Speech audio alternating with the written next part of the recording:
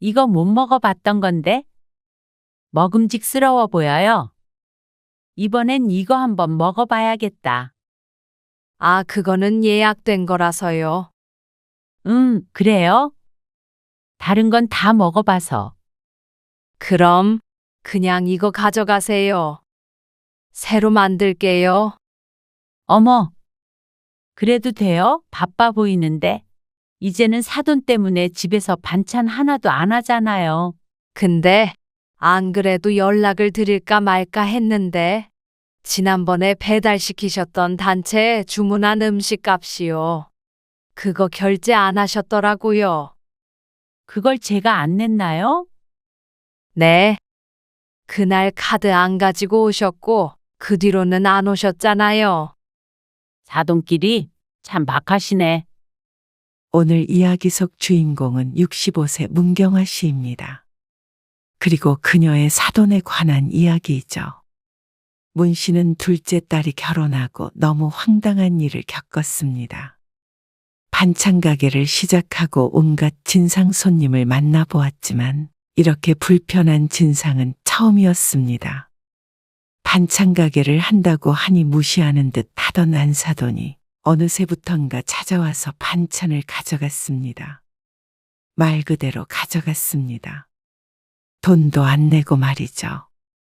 한두 번은 사돈지간이라 그냥 넘어갔지만 그게 3번, 4번, 5번이 넘어가자 황당했습니다. 당연히 공짜라고 생각하는 듯 했고 그러면서 반찬 만드는 건 별것도 아니라는 듯이 말하는 게 어처구니가 없었습니다. 그러면서 옷가게를 하는 자신은 고상하다는 것인지 몰랐습니다. 나중에는 단체 주문까지 해서 돈을 안 내려고 하길래 문 씨도 사돈에게 복수를 해주고자 했습니다. 호의가 지속되니 그게 당연한 것인 줄 아는 사돈에게 얼마나 기분 나쁜 일인지 알려주기로 했죠. 문 씨는 딸만 둘이 있었습니다. 첫째는 일찍 결혼해서 2시간 거리에 떨어진 지방에서 살고 있었습니다. 그리고 둘째 딸도 최근에 결혼을 했는데 문 씨와 아주 가까운 동네에서 살고 있었죠. 그리고 남편은 회사에 다니다가 은퇴를 해서 취미 생활을 하며 지냈고 이제는 문 씨가 일을 했습니다. 쭉 전업주부로 살다가 자식들 다 크고 50세에 반찬 가게를 차려서 지금까지 운영하고 있었습니다. 음식 솜씨가 워낙 좋아서 늘 식당을 해보란 소리를 많이 들었었는데 그보다는 반찬 가게를 하는 게 적성에 더 맞을 것 같았습니다.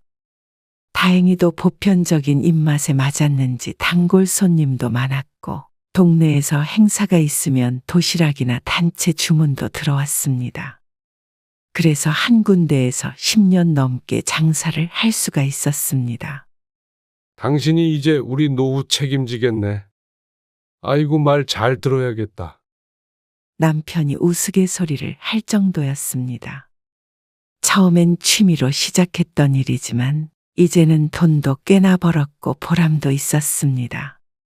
쉬운 일은 절대 아니었지만 그래도 삶에 활력이 생기고 좋았습니다. 둘째 딸이 결혼한 지는 3년 정도 되었습니다. 같은 회사 동료와 결혼을 했는데 사위는 참 좋았습니다. 문 씨 부부가 아꼈죠. 하지만 문제는 안사돈이었습니다. 상결례에서 처음 본 안사돈은 첫인상이 굉장히 우아했습니다.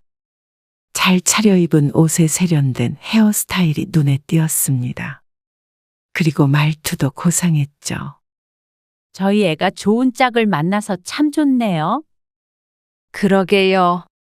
그런데 몇 마디 말을 나눠보니 고상하다기보다는 힘든 대화 상대라고 느껴졌습니다. 자신의 할 말만 하는 타입이었고 남을 아래로 내려다보는 듯한 느낌도 주었죠. 그나저나 사부인이 아주 고우세요. 아, 감사해요. 기분이 좋네.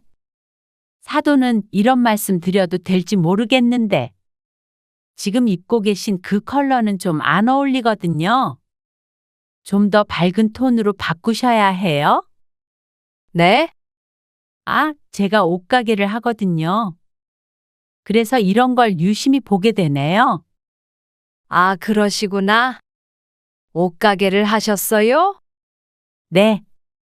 여성복 매장인데 우리 나이 때는 고급스럽게 입어야 하잖아요. 언제 한번 오세요? 가격이 좀 나가긴 해도 옷이 예뻐요. 네, 다음에 한번 갈게요. 사돈도 무슨 가게 하신다고 들은 것 같은데 아, 네. 조그만 반찬 가게 해요. 그러자 안사돈의 표정이 오묘했습니다.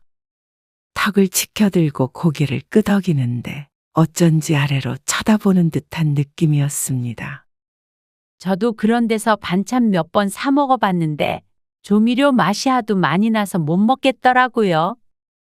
맛도 없고 그 말에 문 씨의 안색이 어두워졌습니다. 반찬 가게를 한다는 사람 앞에서 할 말은 아닌 듯 했습니다. 그러자 옆에 앉아있던 사위가 다급히 말했습니다. 아니에요. 장모님이 하신 반찬 저도 몇 번 먹어봤는데 진짜 맛있어요. 그리고 조미료 하나도 안 쓰신다고 하셨어요. 그쵸? 맞아. 딸도 맞장구를 쳤습니다. 하지만 안사돈은 그 말은 듣는 둥 마는 둥 했죠. 어쩐지 이 사람 성격을 알 것 같았습니다. 그리고 문 씨가 가까워질 수 없는 유형이었죠. 근처니까 나중에 한번 오세요. 그럼에도 문 씨는 인사치레로 한마디 덧붙였습니다. 그런다고 오지 않을 것임은 알지만 옆 동네 사는 안사돈이기에 한번 들르라고 했습니다. 뭐, 네, 좋은 반응이 돌아오진 않았지만 말이죠. 그렇게 둘째 딸은 결혼을 했습니다. 그날 이후로는 안사돈을 마주칠 일이 없었습니다. 가까이 살지만 사돈지간에 만날 일은 전혀 없었습니다. 희진아, 너 좋아하는 거 해놨으니까 오늘 시간 되면 가져가. 오늘? 그러면 나 퇴근할 때 가지러 갈게. 7시쯤? 그래. 박서방은 불고기 좋아하지? 불고기랑 잡채도 해놨어. 생일상 같네. 아싸. 오늘 밥 안 해도 되겠다. 김치는 안 떨어졌어? 지난번에 준 거 아직 조금 남았어. 이번 주까지는 먹을 수 있을 것 같은데. 알았어. 떨어지면 말해. 가까이 사는 둘째 딸은 맞벌이를 했습니다. 워낙 바쁘게 살다 보니 문 씨가 이렇게 종종 음식을 챙겨주곤 했습니다. 파는 것을 챙겨주기도 했고 가끔은 딸이나 사위가 좋아하는 음식을 따로 만들어서 주기도 했죠. 그러니 밥도 잘 챙겨 먹는다며 딸은 무척 고마워했습니다. 그리고 그런 딸을 보니 문 씨도 뿌듯했습니다. 엄마, 여기. 3만 원이요. 둘째 딸이 저녁에 찾아와 돈을 내밀었습니다. 아이고, 됐다니까 그러네. 무슨 돈을 주니? 그래도 반찬 가게에서 반찬 가져가는데 돈을 안 내? 그것도 매주 가져가는데. 딸이 장난스럽게 웃었습니다. 그래도 내가 사다가 요리하고 버리는 것보다는 싸. 우리 딸이 엄마 매상 올려주네. 원래는 더 드려야 맞지. 그러면서 나중에 돈 많이 벌면 정가보다 더 비싸게 사겠다며 너스레를 떨었습니다. 박서방이 엄마 반찬이 제일 맛있다고 그래서 나는 이제 요리도 못해. 그래? 다행이네. 불고기 가지러 간다니까 빨리 퇴근하겠다고 난리야. 딸의 말에 문 씨가 웃음을 터뜨렸습니다. 그래도 맛있게 먹어주니 기분이 좋았습니다. 그러던 어느 날이었습니다. 엄마, 오늘 저녁에 갑자기 어머님 아버님 오신다는데 어쩌지? 내가 뭘 준비할 시간이 없네. 어떤 거? 밥을? 응. 그래서 오늘 일 끝나고 가게 들러서 좀 얻어가려고 하는데. 그래. 준비해 놓을게. 워낙 바쁜 딸 부부를 알았습니다. 그런데 다음날 방문한다는 시부모 때문에 당황한 것이 느껴졌습니다. 결혼하고 얼마 안 돼서 집에서 딸이 저녁을 대접했다가 까다로운 시모에게 지적을 받았다던 말이 기억났습니다. 그래서 문 씨는 전화를 끊고 반찬을 몇 가지 챙겼습니다. 그리고 거기에서 그치지 않고 대접하기 좋을 만한 요리를 추가했습니다.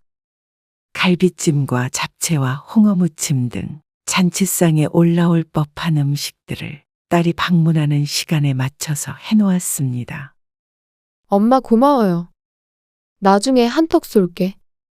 딸이 급하게 음식들을 챙겨갔습니다.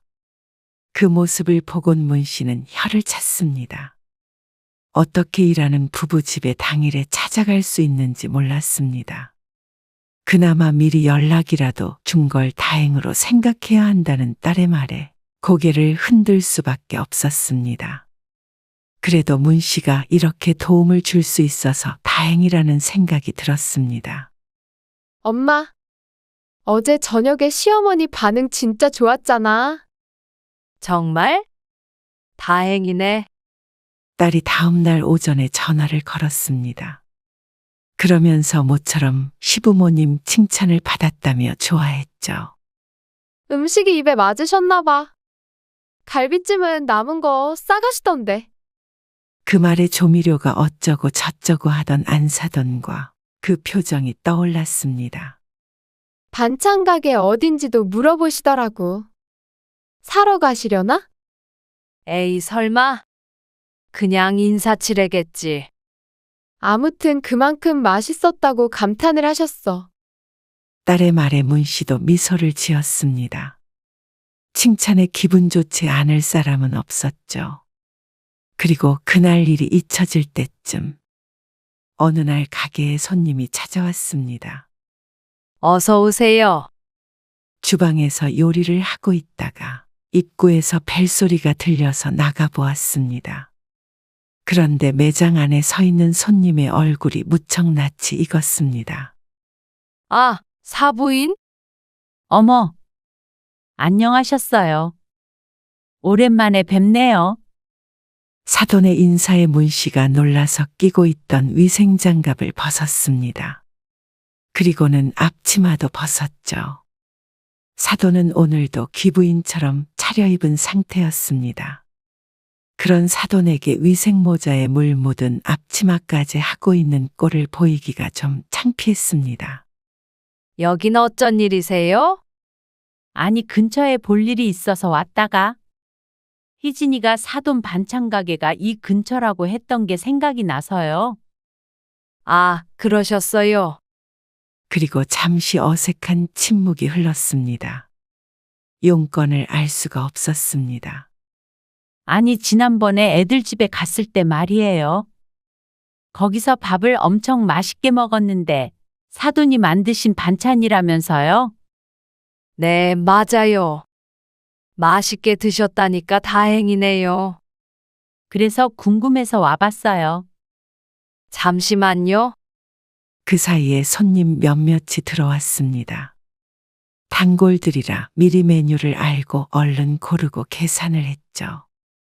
5분 정도의 시간이 흐르는 동안 안사돈은 가게 안을 돌아다니며 구경을 하는 듯 보였습니다.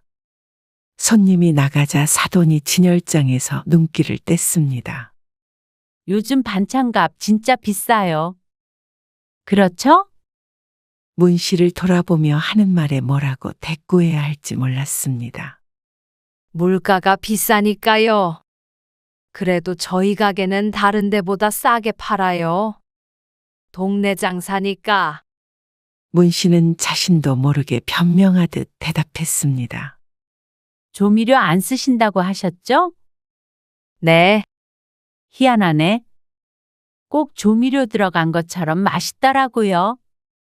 그러면서 자꾸만 고개를 갸웃거리는데 칭찬인지 아닌지 구분이 안 갔습니다.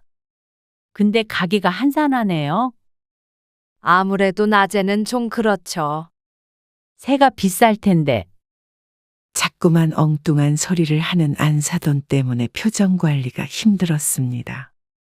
세를 내고도 충분히 벌고 있지만 그렇다고 그런 얘기를 하기엔 먼 사이였고 왠지 구질구질해 보였죠. 제가 좀 팔아드려야겠네요.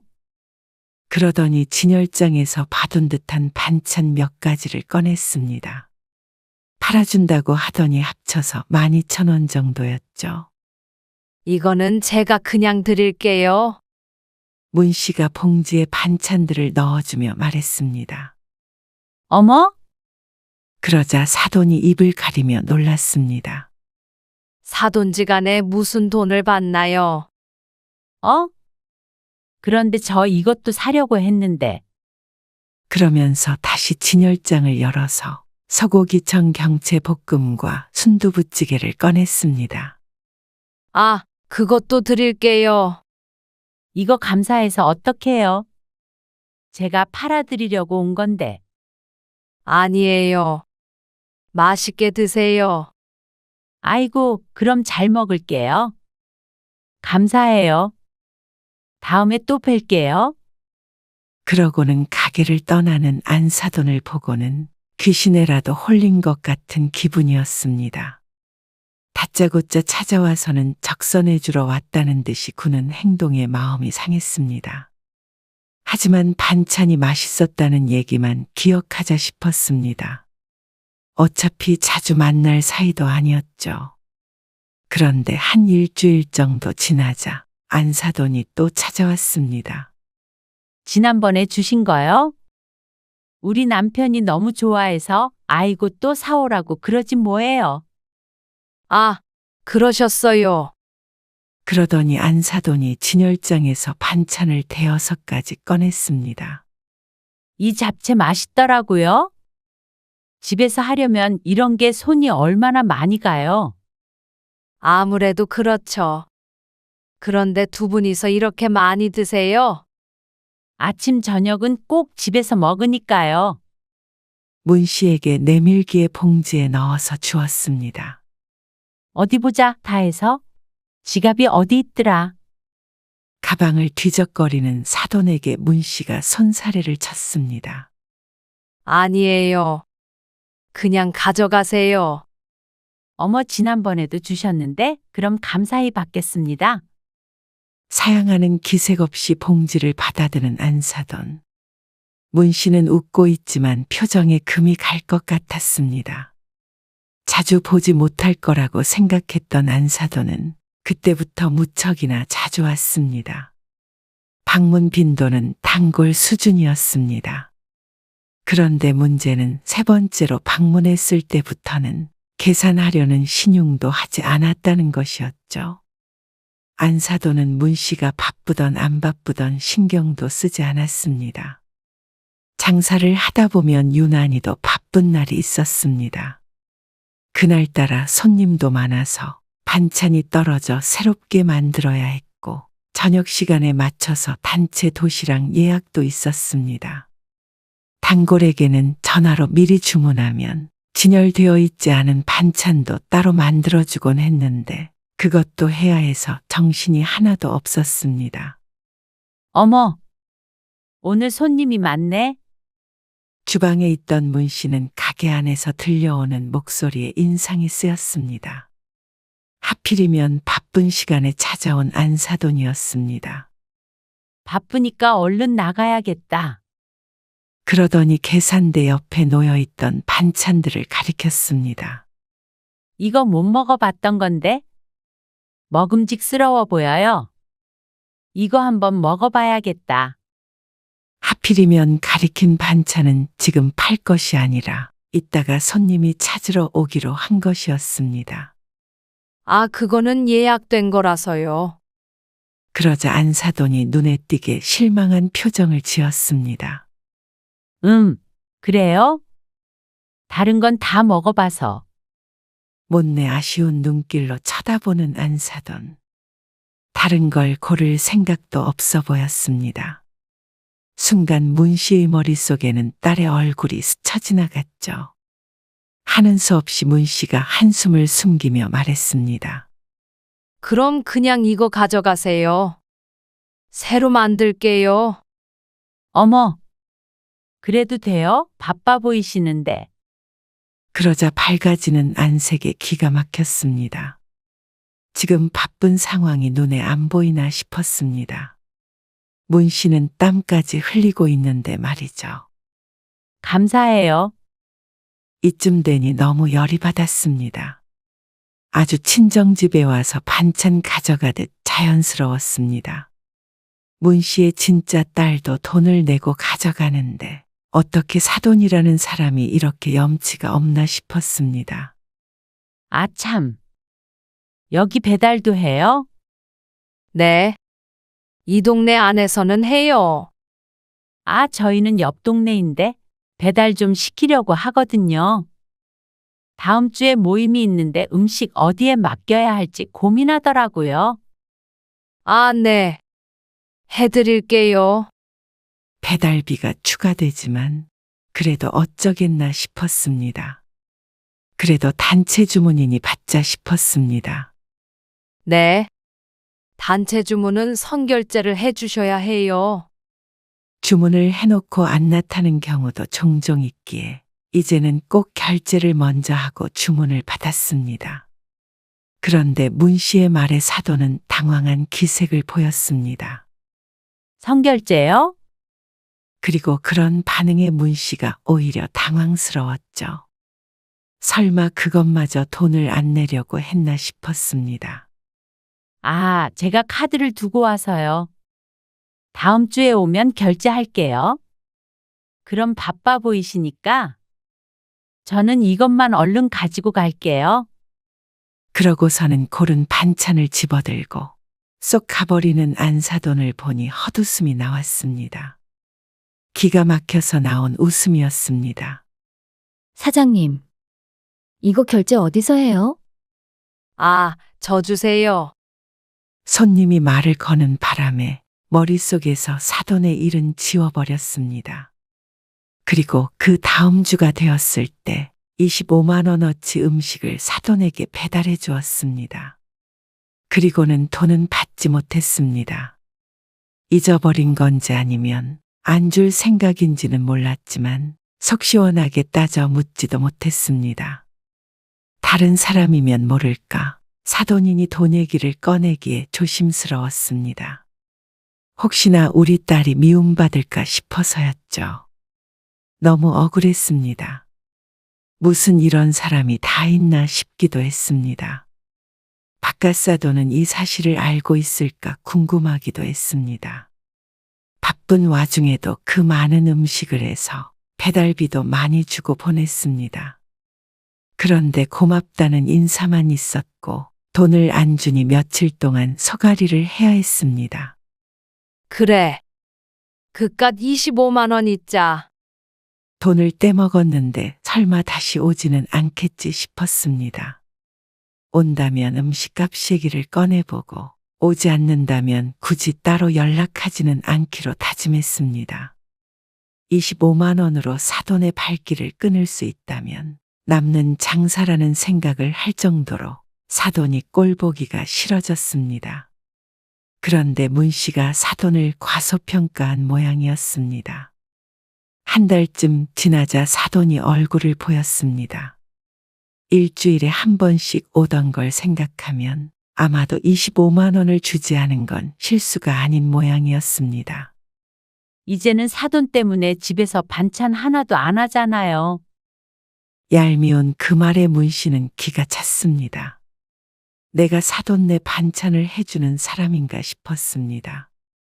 상견례에서 반찬 가게 얘기가 나오니 조미료가 어쩌고 하면서 깔보듯이 바라보던 사람이 맞나 싶었습니다. 맛있으면 돈을 주고 사 먹으면 참 좋을 텐데 어떻게 어려운 사돈지간에 이렇게 뻔뻔하게 구는지 몰랐습니다. 집에서 요리를 안 한다는 사돈의 손톱은 알록달록하기도 했습니다. 매니큐어를 곱게 바른 손톱과 바싹 깎은 문 씨의 밋밋한 손톱이 비교되었습니다. 순간 열이 오른 문 씨가 사돈에게 말했습니다. 안 그래도 연락을 드릴까 말까 했는데 지난번에 배달시키셨던 음식값이요. 그거 결제 안 하셨더라고요. 문 씨도 이제야 나중에 깨달았다는 듯이 말했습니다. 그러자 사돈의 표정이 이상하게 일그러졌습니다. 찡그린 것인지 웃는 것인지 알 수 없었습니다. 그걸 제가 안 냈나요? 모르쇠로 나올 모양이었습니다. 네. 그날 카드 안 가지고 오셨고, 그 뒤로는 안 오셨잖아요. 웃으면서 하는 문 씨의 말에 사돈이 천천히 가방을 뒤졌습니다. 그리고 지갑에서 카드를 꺼내들더니 문 씨에게 내밀었습니다. 그런데 그 손길의 박력마저 느껴지는 것이 심사가 뒤틀린 것 같았죠. 사돈끼리 참 박하시네. 그러고는 어쩐 일인지 반찬은 구경하지도 않고 가버렸습니다. 들어올 때는 분명히 오늘도 반찬을 가지고 가려는 기색이었는데 말이죠. 25만 원을 받아서 다행이기도 했지만 그 태도에 열이 받았습니다. 뭐? 사돈끼리 박하다고. 누가 할 소리를 해? 여태 공짜 반찬 얻어먹었으면 박하다는 소리를 하는지 그렇게 가져다 먹고는 고마운 줄도 모르고 있었던 것 같아서 화가 났습니다. 욕먹을 사람이 누군데 자신이 욕을 먹나 싶었습니다. 이럴 줄 알았으면 처음부터 돈을 받을 걸 그랬다는 생각을 했습니다. 우리 딸 잘 봐달라고 조금 억울해도 참았던 건데 사람 인성을 보아하니 그럴 필요도 없었던 것 같았죠. 그날 밤에는 자꾸만 사돈의 말이 생각이 나서 잠을 설쳤습니다. 이대로는 순전히 당하기 당한 것 같아서 가슴이 답답했죠. 그래서 다음날 문 씨는 딸에게 전화를 했습니다. 희진아. 엄만데, 너희 시어머니 옷가게 하신다고 했잖아. 응. 왜? 거기가 어디야? 이 근처지? 차 타고 1시 5분 정도 걸릴걸? 왜요? 한번 가보게. 그때 오라고 하셨잖아. 가게 주소 좀 문자로 보내줘. 문 씨의 부탁에 따른 어리둥절해 하면서도 문자 메시지로 상호명과 주소를 찍어주었습니다. 그래서 가게 문을 닫는 날에 사돈이 운영하는 옷가게를 찾아가게 되었죠. 어머? 옷가게 문을 열고 문 씨가 들어가자 사돈이 놀라서 자리에서 일어났습니다. 휴대폰으로 드라마를 보고 있었는지 말소리가 계속해서 들렸죠. 아, 잠시만요. 사돈이 휴대폰 소리를 끄더니 문 씨에게 다가오며 물었습니다. 여긴 어떻게 알고? 아니, 어쩐 일로 오셨어요? 적잖이 놀란 표정이었습니다. 지난번에 오면 옷 골라주신다고 하셨잖아요? 아, 상견례 때요. 네. 생각나네요. 사돈의 표정이 조금 밝아졌습니다. 아이고, 잘 오셨어요. 제가 골라볼게요. 그러더니 신이 나서 문 씨의 옷을 골랐습니다. 이리저리 대보고 고민하다가 또 다른 옷을 가져오고 이 30분가량 그러더니 말했습니다. 이거랑 이렇게 입어보세요. 그러더니 문 씨를 옷을 갈아입는 방으로 밀어넣었습니다. 문 씨는 옷을 갈아입는데 표정이 비장하기까지 했습니다. 큰 결심을 하고 온 것이니 말이죠. 어머, 잘 어울리네요. 10년은 젊어 보이시네. 그래요? 네. 앞으로는 이런 식으로 입고 다니세요. 아니다. 옷 사실 때마다 여기로 오시면 제가 골라드릴게요. 이런 쪽으로 센스 없으신 분들 계세요. 그래요. 이걸로 해야겠네요. 그럼. 아이고, 너무 좋죠? 좀 비싸도요. 문 씨는 다시 옷을 갈아입었습니다. 문 씨가 나오자 사돈이 입어봤던 옷을 새 것으로 가져와 쇼핑백에 넣어둔 상태였습니다. 그럼 잘 입을게요. 문 씨의 말에 사돈이 미소 지었습니다. 그런데 문 씨가 돌아서려고 하자 황급히 불렀습니다. 아, 저기, 네? 얼빠진 듯 보이는 얼굴의 문 씨는 웃음을 참아야 했습니다. 차마 돈을 내라는 말이 잘 나오지 않는지 입술만 움찔움찔거렸습니다. 그 마음을 문 씨도 아주 잘 알았습니다. 제가 바빠가지고요. 다음에 또 올게요. 옷은 고마워요. 사돈이 좋긴 좋네요. 그러고 옷가게를 나와서 문 씨는 입을 가리고 쿡쿡 소리를 내며 웃었습니다. 자신과 똑같은 기분을 느꼈겠거니 십자 고소했습니다. 가격으로 따지면 문 씨가 준 반찬 가격이 훨씬 더 나갔습니다. 한두 번 가져간 게 아니니 말이죠. 그래도 한 방 먹였으니 이쯤 됐다 싶었는데 다음날 곧바로 사돈이 가게로 찾아왔습니다. 아, 사돈끼리 이렇게 왕래하면 좋잖아요. 어제 사돈이 좋긴 좋다는 말에 저도 자주 찾아오려고 마음먹었어요. 그런데 열받은 표정만큼은 가릴 수 없었는지 눈가가 파르르 떨렸습니다. 허하고 기가 막힌 웃음을 속으로 삼켰습니다. 그쯤했으면 반성을 했어야 하는데 오히려 싸움을 걸어오는 것 같았습니다. 이거랑, 아, 이것도 맛있죠? 그렇게 비싼 고기 반찬들만 쏙쏙 골라서 가져가는 얄미운 사돈. 문 씨도 이제는 참지 않았습니다. 그래, 반찬이 비싼가 옷이 비싼가 해보자. 사돈이 나간 문에다 대고 문 씨가 중얼거렸습니다. 그 다음 주에 또 옷가게에 찾아가서 외투를 하나 걸쳐 입고 나왔습니다. 그리고 또 다음날 사돈이 와서 반찬들을 집어갔습니다. 참 웃기지만 그렇게 유치하게 다퉜습니다.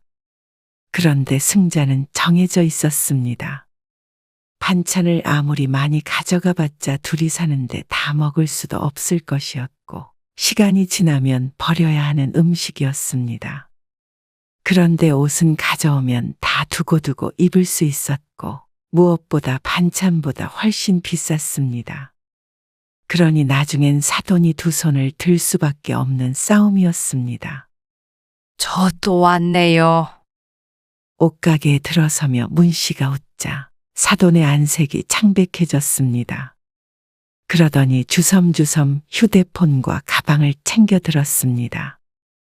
아이고, 어쩌죠? 제가 지금 급한 일이 있어서 나가봐야 하는데요. 벌써 문 닫으시게요? 네, 사정이 있어가지고요. 저 1분이면 되는데. 그러고서 옆에 걸려있는 아무 옷이나 집어들려고 하는데 사돈이 긋고 말렸습니다. 다음에요. 다음에 제가 시간 많을 때 그때 다시 오세요. 한시도 지체할 수가 없어서. 사돈은 쫓기는 사람처럼 다급해 보였습니다. 하는 수 없죠. 다음 주에 다시 올게요. 그럼. 그러자 표정은 썩어 들어가는 듯 했죠. 네가 이기나 내가 이기나 해보자 싶었는데 몇 번 왔다 갔다 하지도 않았는데 사돈은 항복을 했습니다. 그날을 마지막으로 더 이상 찾아오지 않았습니다. 너희 시어머니한테 반찬 좀 가져가라고 그래. 문 씨가 작은 딸에게 전화를 걸어서 말했습니다. 그러자 딸의 대답이 웃겼습니다. 안 그래도 몇 번 반찬 가져가셨다면서? 근데 이상하네. 요즘에 요리에 취미 붙인 것 같다고 아버님이 그러시던데. 요리? 응. 엄마 보고 자극을 받았나? 그런가 보지? 아, 근데 이상한 게 보름 뒤에 시어머니 생신이시거든. 그래서 내가 엄마한테서 사서 생신상 차려드리려고 했더니 아주 벌쩍 뛰시는 거야. 절대 그러지 말라고. 자세한 내막을 모르는 딸은 어리둥절한 것 같았고 문 씨는 웃음을 참았습니다. 보아하니 이제 다시는 오지 않을 것 같았습니다. 그래서 문 씨도 그날부로 복수는 그만두었습니다. 요즘 무슨 바람이 불어서 옷을 이렇게 샀어? 아, 사돈 보니까 나도 좀 꾸미고 다녀야겠다 싶어서. 보기 좋네. 그리고 보름 뒤에 문 씨는 사돈네 집으로 음식을 잔뜩 해서 보냈습니다. 그래도 옷값은 해야겠다 싶어서 생일상을 차린다는 딸에게 시켜서 들려보냈죠. 서로 기분 상하는 일은 있었지만 그렇다고 딸이나 사돈의 관계에 문제가 생기길 바라지는 않았습니다. 문 씨 나름의 화해의 표시였는데 며칠 뒤 딸이 스카프를 하나 들고 와서는 말했습니다. 어머님이 이거 엄마 갖다 드리라던데? 그새 친해졌어? 그런가 보네. 그리고 문 씨는 웃어넘겼습니다. 앞으로는 이런 일이 없을 거라고 생각하니 속이 시원했습니다. 몇 달 동안 앓던 이가 빠진 것 같은 기분이었죠. 그 뒤로 문 씨의 일상은 평화를 되찾았습니다. 딸이 가끔씩 반찬을 사러 오면 사돈이 좋아하던 음식도 몇 가지 들려보냈습니다. 그러면 얼마 뒤에는 또 보답처럼 작은 선물이 돌아오곤 했습니다.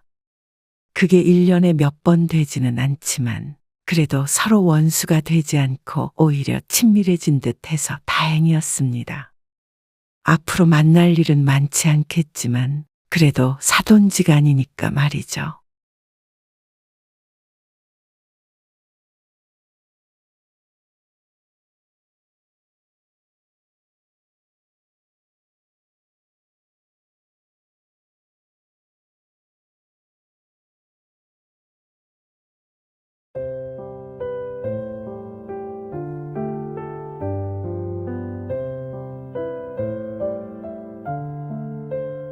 오해하신 거예요.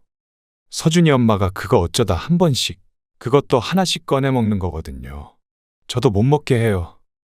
그래. 그래서 과자 몇 개가 네 엄마보다 중요하다는 거야? 애 보다 보면 집에 있는 것 좀 먹을 수 있는 거 아니냐? 그리고 그렇게 아까운 거면 먹지 말라고 말이라도 해야지. 설마 드실 줄 모르고. 그걸 말이라고 해. 아니, 구질구질하게 과자 때문에 이럴 것도 없고 그 돈으로 다른 거 사 먹든지 어떻게든 구해보든지 해. 그리고 이제는 애들 맡기지 마라. 아, 엄마. 어머님, 내가 바보였지. 옛날부터 애 봐준 공은 없다고 했는데 그 말 한 사람도 이 얘기 들으면 웃을 거다. 그게 아니고요. 아니고 바뀌고. 그동안 너희 사정 생각해서 애들 봐줬는데 이게 다 무슨 소용인가 싶다. 어머님 일 안 하시니까 용돈벌이도 하시라고. 저희도 그래서 어머님한테 부탁드린 거예요. 용돈? 너희가 주는 돈 다 애들 입으로 들어가는 거 몰라서 그래? 정말 내가 여태 헛짓을 했구나. 내가 지금까지 내 돈벌이 하려고 애들 봐준 거야. 엄마. 서준이 엄마 말은 그게 아니고요. 허리 무너져도 너희 도와주고 내 손주 봐주는 일이라 한 건데 적어도 고마운 마음은 있어야 하는 거 아니냐? 오늘 이야기 속 주인공은 67세 오연자 씨입니다. 그리고 그녀의 아들과 며느리에 관한 이야기입니다. 오 씨는 이제 더 이상 아들네와는 상종을 하고 싶지가 않았습니다. 손주 둘을 거의 키워주다시피 했지만 남는 건 없었습니다. 공을 알아주길 바라고 한 일은 아니었지만 이런 푸대접을 받을 줄은 몰랐습니다. 아이들 간식인 줄 알고 꺼내 먹었던 과자 하나로 며느리한테 어찌나 욕을 먹었는지 황당할 정도였습니다. 아무리 비싸봤자 과자였습니다. 그것도 아들 며느리 해외 여행 가 있는 4박 5일 동안이나 애 둘을 봐준 시어머니에게 할 행동은 아니라고 생각했습니다. 한 조각에 10,000원을 하던 10만 원을 하던 그동안 돈도 제대로 안 받고 애들을 봐줬는데 과자의 값어치를 따지는 것도 괘씸했습니다. 뭘 해줘도 고마운 줄 모르고 끊임없이 바라고 자신들 이득되는 일이라면 부모의 희생은 당연하게 생각하는 자식들. 그런 자식들을 위해 아픈 몸을 이끌고 손주들을 봐줄 이유도 없었고 재산을 물려줄 이유도 없어 보였습니다. 역시나 평생 모은 돈으로 마련해준 집을 가지고 고맙다고 생각하지도 않는 듯 보였으니 말이죠. 그렇다면 자신들이 부모로부터 얻었던 게 얼마나 가치 있던 것들이었는지 보여줄 생각이었습니다. 과연 그게 그 비싸다는 과자보다도 못한 것들이었는지 말이죠. 오씨는 딸 하나, 아들 하나가 있었습니다. 딸이 누나였는데 먼저 결혼시켰고 진작에 손주를 보았습니다. 지금은 벌써 초등학교에 입학했죠. 딸 부부는 맞벌이를 했는데 손녀딸을 키우며 대단히 고생을 많이 했습니다. 당시에는 너무 멀리 살기도 했고 딸 부부도 스스로 키우겠다고 해서 육아의 도움은 거의 못 줬습니다. 한 번씩 봐준다고 해도 딸이 거절했죠. 그렇다고 사이가 안 좋은 건 아니었고 가끔씩 딸네 가족이 내려오면 손녀딸과 즐거운 시간도 보내고 했습니다. 오씨는 딸이 고생하는 걸 봤으니 안쓰럽기도 했고 참 대견하기도 했습니다. 그런데 아들이 결혼할 때는 조금 사정이 달랐습니다. 너희 아버지가 시골에서 불편해서 못 살겠다고 그러셔. 아, 그래서 다시 오시게요? 아들의 목소리에서 당황스러움이 묻어났습니다. 그러더니 오씨에게 물었습니다. 그러면 이 집으로 오시는 거예요? 아니야. 오씨는 아파트가 두 채가 있었는데 하나는 세를 주고 있었고 거주하고 있던 집은 귀촌할 당시에 팔아버렸습니다.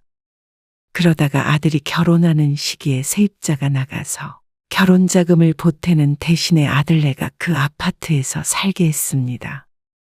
다시 올라간다는 오씨 부부의 말을 들으니 다시 집을 달라고 할까봐 걱정이 되는 듯 했습니다. 네 아빠랑 작은 아파트 얻어서 가려고 해. 집 커봤자 청소만 힘들다고. 아, 그래요? 아들은 안심한 듯한 말투로 대꾸했습니다. 가까이 오시면 좋겠네요. 엄마 서준이 계속 보고 싶어 하셨잖아요. 오씨 부부는 귀촌한 지 7년 만에 다시 도시로 돌아오게 되었습니다. 아들의 말처럼 아들네와 가까운 곳이었는데 남편이 살던 동네가 좋다고 해서 그렇게 하게 되었죠. 도시에서 편하게 지내려고 했는데 애초에 계획과는 크게 어긋나기 시작했습니다. 아들네가 낳은 어린 손자 때문이었습니다. 주말에 너희 집 좀 가려는데 괜찮아? 토요일에요? 그래. 아빠가 서준이 보고 싶으시대. 네. 그러세요. 그럼 점심에 갈게. 밥 먹고 갈 테니까 차리지 말고. 알겠습니다. 올라오고 보름쯤 지났을 때였습니다. 아들네에 한번 가기로 했습니다. 오랜만에 손주도 보니 좋았죠. 아이고, 서준이 엄마 얼굴이 많이 상했다. 며느리의 얼굴이 말이 아니었습니다. 피골이 상접해 있는 모습에 혀를 찼습니다. 아무래도 종일 애랑 씨름하고 있으니까 힘든가 봐요. 그렇지. 그럼 둘 다 들어가서 눈 좀 붙여. 아니면 둘이 나가서 공원 한 바퀴라도 돌다 오던가.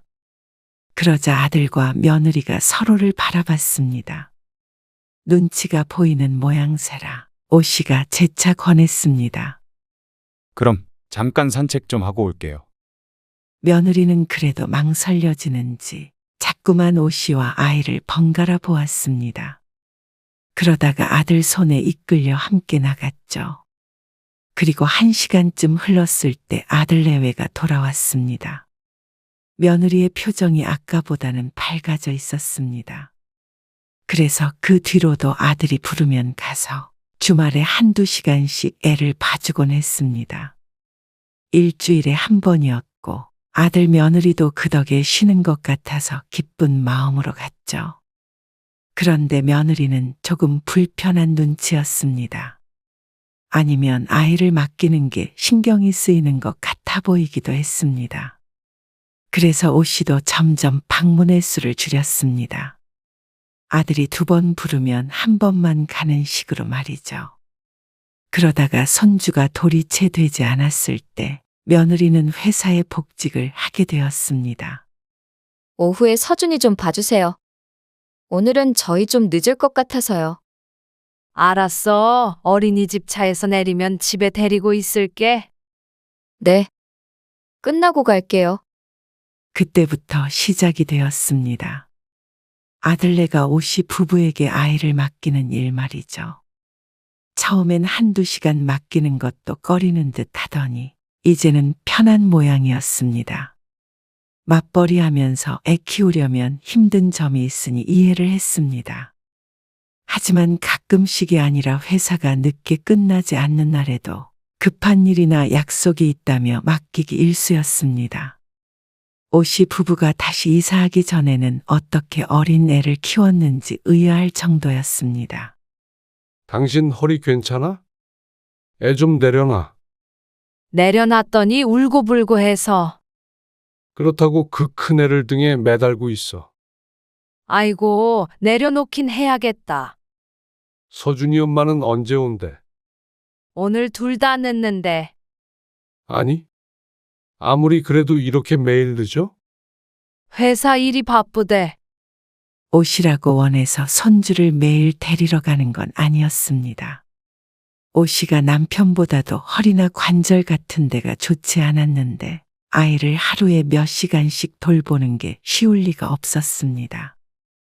오 씨의 딸도 거의 울면서 아이를 키웠고 며느리도 어린 손주를 하나 보며 헬쑥해졌으니 더 나이 든 오 씨에게 고된 일이라는 게 당연했죠. 그래서 어느 날은 오 씨가 아들에게 넌지시 얘기했습니다. 급할 때만 맡기고 어지간하면 너희가 보는 게 좋을 것 같아. 갑자기 왜요? 점점 아이를 맡기는 일이 잦아지자 아들에게 말을 할 수밖에 없었습니다. 그런데 며느리가 하는 얘기가 조금 황당했습니다. 어머님, 손주 보는 거 좋아하시잖아요. 그리고 이어지는 행복하시잖아요 라는 아들의 말에 말문이 잠시 막혔습니다. 내가 보고 싶을 때 보러 가는 것과 맡아서 돌봐주는 건 같을 수가 없었습니다. 하지만 아들 며느리는 그 2가지를 같은 선상 위에 두었습니다. 그래서 당연히 오 씨가 좋아할 거라고 생각한 것이었습니다. 그 때문에 오 씨 부부와 아들네 외에 작은 갈등이 있었습니다. 아들네는 맡기던 아이를 이제 눈치 보며 맡겨야 하니 기분이 상한 듯 보였고 오 씨는 나이 든 부모가 힘들 거라는 생각은 전혀 안 하는 자식에게 좀 실망을 하게 되었죠. 그런데 첫째가 2도를 넘기고 이제 좀 컸다 싶으니까 아들에게 둘째가 생겼습니다. 그 말에 기쁘긴 했지만 한편으로는 걱정되는 일이 많았습니다. 그리고 괜한 기우가 아니었던 듯 둘째를 낳고서는 오 씨가 가장 힘들어졌습니다. 출산 후에 또 휴직을 하고 아이를 보던 며느리가 체력이 축나서 그런지 병원에 다닌다는 소리를 듣게 되었습니다. 시부모로서 들여다보지 않을 수가 없었습니다. 또 몇 달 뒤면 복직도 해야 하고 그런데 이래저래 걱정이네요. 아들의 말에 오 씨는 무거운 숨을 내뱉었습니다. 아들이 하는 말이 뜻하는 게 명확했습니다. 그리고 어느 정도 생각은 하고 찾아간 것이었습니다. 사돈네는 오 씨 부부가 귀촌했던 시골보다도 훨씬 먼 곳에 있어서 도움을 받을 상황도 아니었습니다. 어머님, 애들 좀 맡길게요. 이제는 하나가 아니라 2이었습니다. 그전에는 전화를 해서 부탁을 하면 봐줬는데 이제는 아예 주중에는 4시부터 7시까지 시간을 정해서 봐주기로 했습니다. 2을 돌보는 건 힘들 거라면서 아들네는 오 씨에게 매달 돈을 주겠다고 했습니다. 아무래도 남편이 못마땅해 하는 걸 알아서 그런 듯 했습니다. 하지만 애를 봐주는 돈이라기보다는 소소한 용돈 수준이었습니다. 그리고 그나마도 애들 간식 사주는 비용으로 전부 들어갔습니다. 그런데 내 자식이 아이니까, 가까이 사니까 계속 봐주게 되었습니다. 아이들을 돌보는 게 힘들기만 한 일은 물론 아니었습니다. 순간순간의 기쁨도 있었고 말이죠. 하지만 자주 얼굴을 보는데도 불구하고 며느리와는 참 가까워지기가 어려웠습니다. 뭐가 어수선하네요. 아, 서연이가 종이를 죄다 찢어놔가지고. 치운다고 치웠는데 아직 청소기를 못 돌렸어. 퇴근해서 먼저 돌아온 며느리가 오 씨의 말에 작게 한숨을 쉬었습니다. 가까이 있지 않았다면 눈치채지 못할 만큼 작게 말이죠. 괜히 눈치가 보였습니다. 둘째까지 봐준 뒤부터는 오 씨의 집이 아니라 아들네 집에서 봐주는 게 편했는데 이렇게 며느리가 먼저 집에 올 때면 불편하기도 했습니다. 오 씨가 그렇게 생각하지 않으려고 해도 은근한 눈치가 있었습니다. 일하고 집에 왔는데 집골이 더러우면 기분이 좋지 않은 티가 났습니다. 대놓고 그런다기보다는 그냥 마주보는 사람은 알 수 있을 만큼의 변화였습니다. 그래서 아이들을 챙기다가도 며느리 퇴근 시간이 되면 부랴부랴 정리를 하곤 했죠. 어머니, 냄비는 제가 이쪽에다가 안 놓고요. 여기에다 놔요. 아, 높아서 자꾸 떨어지려고 하길래 내려놨지. 아, 제가 헷갈려서요. 그래, 알았다. 은근슬의 청소는 좀 해주길 바라면서 그렇다고 또 살림살이가 바뀌어 있으면 좋아하지 않았습니다. 애들 밥까지 챙겨줘야 할 때가 있는데 오 씨가 어느 장단에 어떻게 맞춰야 할지 몰랐습니다. 그런데 또 대놓고 뭐라고 하는 것은 아니라 그저 기분만 찜찜하고 말 뿐이었습니다. 그러던 어느 날이었습니다. 먼저 퇴근해서 온 아들이 휴가 계획을 짜고 있다며 고민이라고 했습니다. 애들 다 데리고 멀리 가긴 힘들 거 아니야. 작은 아이가 아직 어려서 오래 차를 타기에도 쉽지 않을 것 같았습니다. 가까운 바다 같은 데로 4시 오붓하게 다녀오면 좋겠네. 애들 모래놀이도 하고 말이야. 오 씨가 짐을 챙기면서 대꾸했습니다. 그러자 아들은 한숨을 쉬며 말했죠. 서준이 엄마는 해외여행 가고 싶어 하는데. 해외여행 네.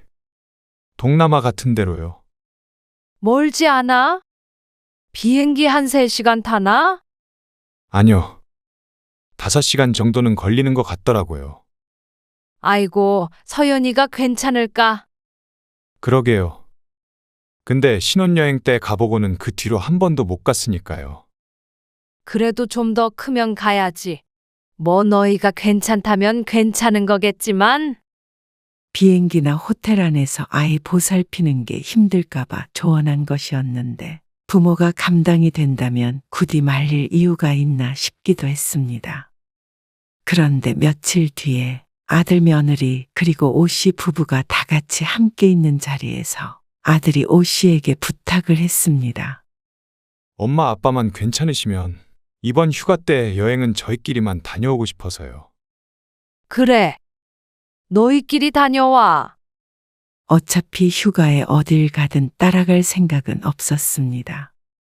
오 씨 부부도 더운 여름에 땀 흘리며 돌아다니는 걸 좋아하는 성격도 아니었고 말이죠.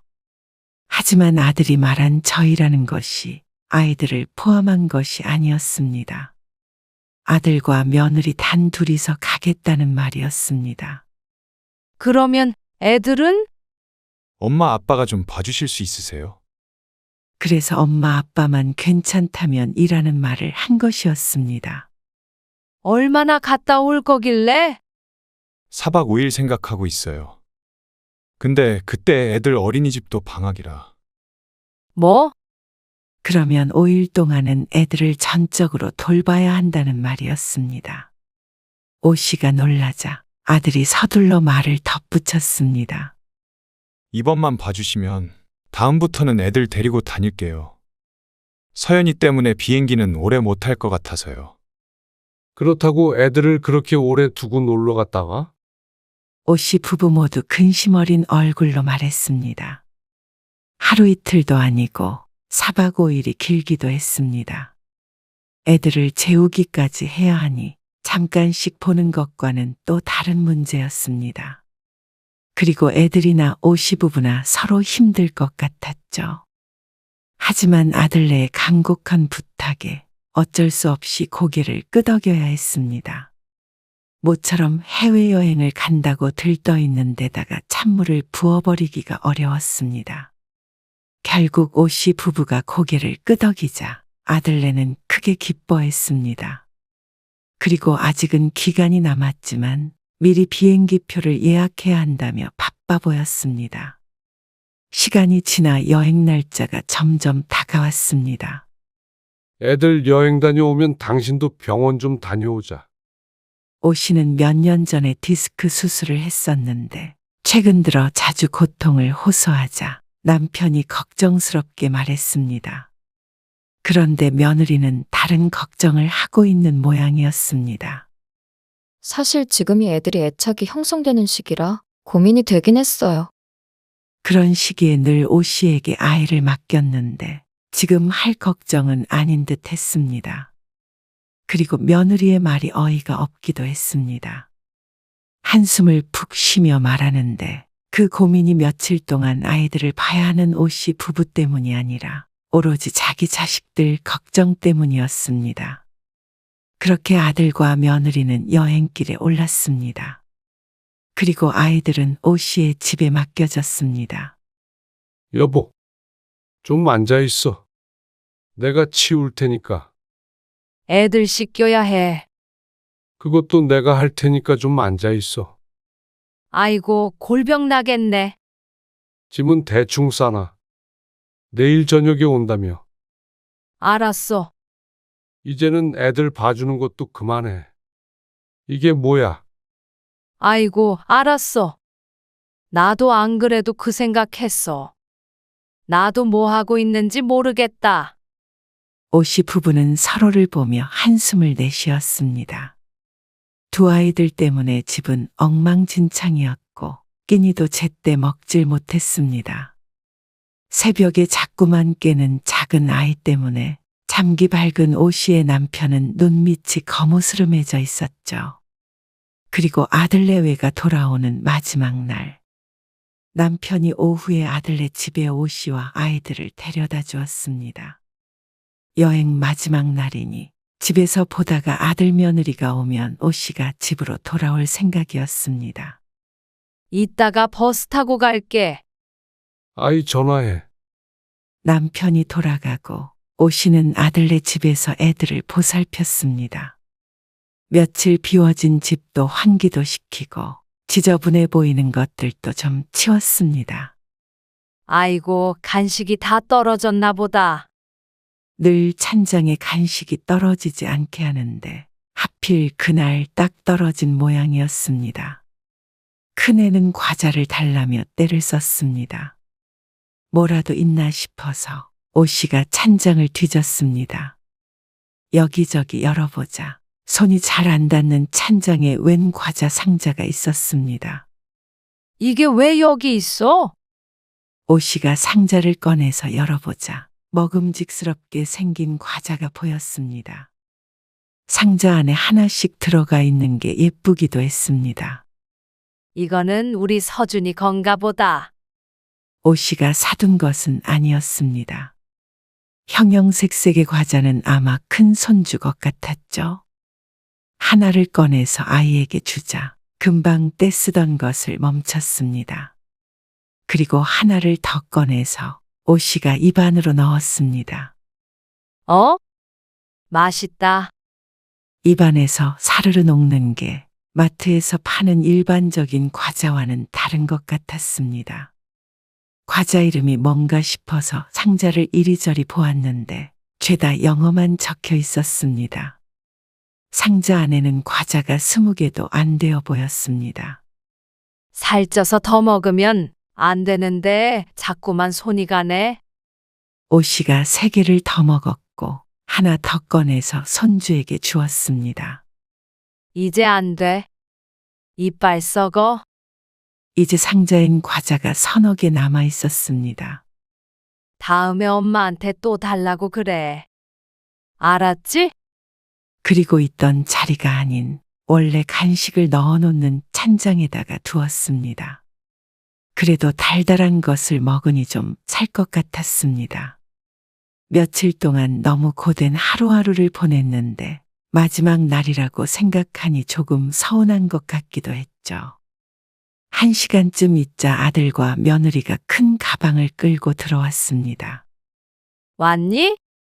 네. 별일 없으셨어요? 별일 없었지. 피곤해 보인다. 말도 마세요. 아들이 고개를 절레절레 저었습니다. 그리고 양손에 바리바리 든 것들을 거실 바닥에 내려놓았습니다. 그래도 좋았어요. 지쳐 보이는 와중에 얼굴은 웃음꽃이 피었습니다. 오씨는 어제 저녁엔 허리가 아파서 제대로 잠도 못 잤는데 그래도 아들 낳아도 좋은 시간을 보냈다니 다행이었습니다. 오씨가 혹시 기념품이라도 사왔나 싶어서 쇼핑백들을 기웃거렸습니다. 그러자 아들이 말했습니다. 아, 엄마 아빠 거 뭐라도 사올 걸 그랬나 봐요. 그러자 머쓱해진 오씨가 고개를 저었습니다. 사오긴 뭘 사와? 그래. 요즘에 외국 갔다 왔다고 기념품 사오는 사람이 어디 있어? 며느리가 웃으면서 하는 소리에 또다시 마음이 어지러웠습니다. 그러는 아들 며느리는 뭘 잔뜩 사온 것 같은데 말이죠. 오씨에게 선물은 수고했다는 말뿐이었습니다. 참 힘들었던 날들이 간단한 말 몇 마디로 정리가 되는구나 싶어서 서운하기도 했고 한편으로는 그런 생각을 하는 스스로가 속물같이 느껴졌습니다. 그래서 이제는 손주를 봐주는 일도 자제해야겠다고 생각했죠. 이틀 뒤에 오씨는 병원에 있었습니다. 허리가 하도 아파서 침이라도 맞을까 싶어서였습니다. 진료 차례를 기다리고 있는데 휴대폰이 울렸습니다. 웬일인지 며느리가 전화를 건 것이었습니다. 여보세요. 네, 어머님. 저예요. 여쭤볼 게 있어서요. 뭐? 아, 애들 잘 있지? 네, 애들은 잘 있는데요. 혹시 찬장에 있던 쿠키 드셨어요? 쿠키? 네. 구석 찬장에 넣어놨던 건데 빨간색 상자에 들어있는 거요. 아, 그 과자. 며느리의 설명에 이틀 전에 먹었던 과자가 생각났습니다. 서준이랑 나눠 먹었는데 맛있더라. 그러자 며느리가 조용했습니다. 수화기 너머로 앓는 소리 같은 게 들려오는 듯도 했죠. 왜 그래? 먹으면 안 되는 거야? 서준이 간식하라고 사놓은 거 아니야? 아니에요. 빽하고 언성을 높이는 며느리 때문에 오씨가 깜짝 놀라서 휴대폰을 귀에서 떨어뜨렸습니다. 이거 제 거예요. 서준이 거 아니고요. 아, 그래? 너도 그런 과자 좋아하냐? 그러자 답답하다는 듯이 며느리가 말했습니다. 이거 선물 받은 거예요. 그래? 아이고, 몰랐어. 미안하다. 오씨가 화들짝 놀라서 대답했습니다. 선물 받은 것인지 뭔지 알 수가 없었습니다. 왜 이거를 말도 없이 드셨어요? 아니, 몰랐지. 당연히 서준이 간식인 줄 알았지. 서준이 거인 줄 아셨어도요. 저희 집에 있는 거 드시려면 최소한 물어는 보셨어야죠. 그 말에 오씨의 인상이 구겨졌습니다. 그 상황에서 과자 몇 개 집어먹는데 허락까지 맡아야 하는 건지 전혀 몰랐습니다. 빈정이 상해서 아무 말 하지 않고 있자 며느리가 말을 이었습니다. 이거 한 상자에 얼만 줄 아세요? 얼만데? 몇 개 들어있지도 않은 과자인데 비싸면 얼마나 비쌀까 싶었습니다. 이거 12만 원짜리예요. 그리고 우리나라에서는 못 사는 거고요. 12만 원이라는 소리에 깜짝 놀랐습니다. 무슨 과자가 그렇게 비싸? 그냥 과자 아니란 말이에요. 수제 쿠키인데 사고 싶다고 살 수 있는 거 아니에요. 하지만 놀란 건 놀란 거고, 지금 12만 원 때문에 이렇게 따지고 드나 싶었습니다. 12만 원. 내가 주마.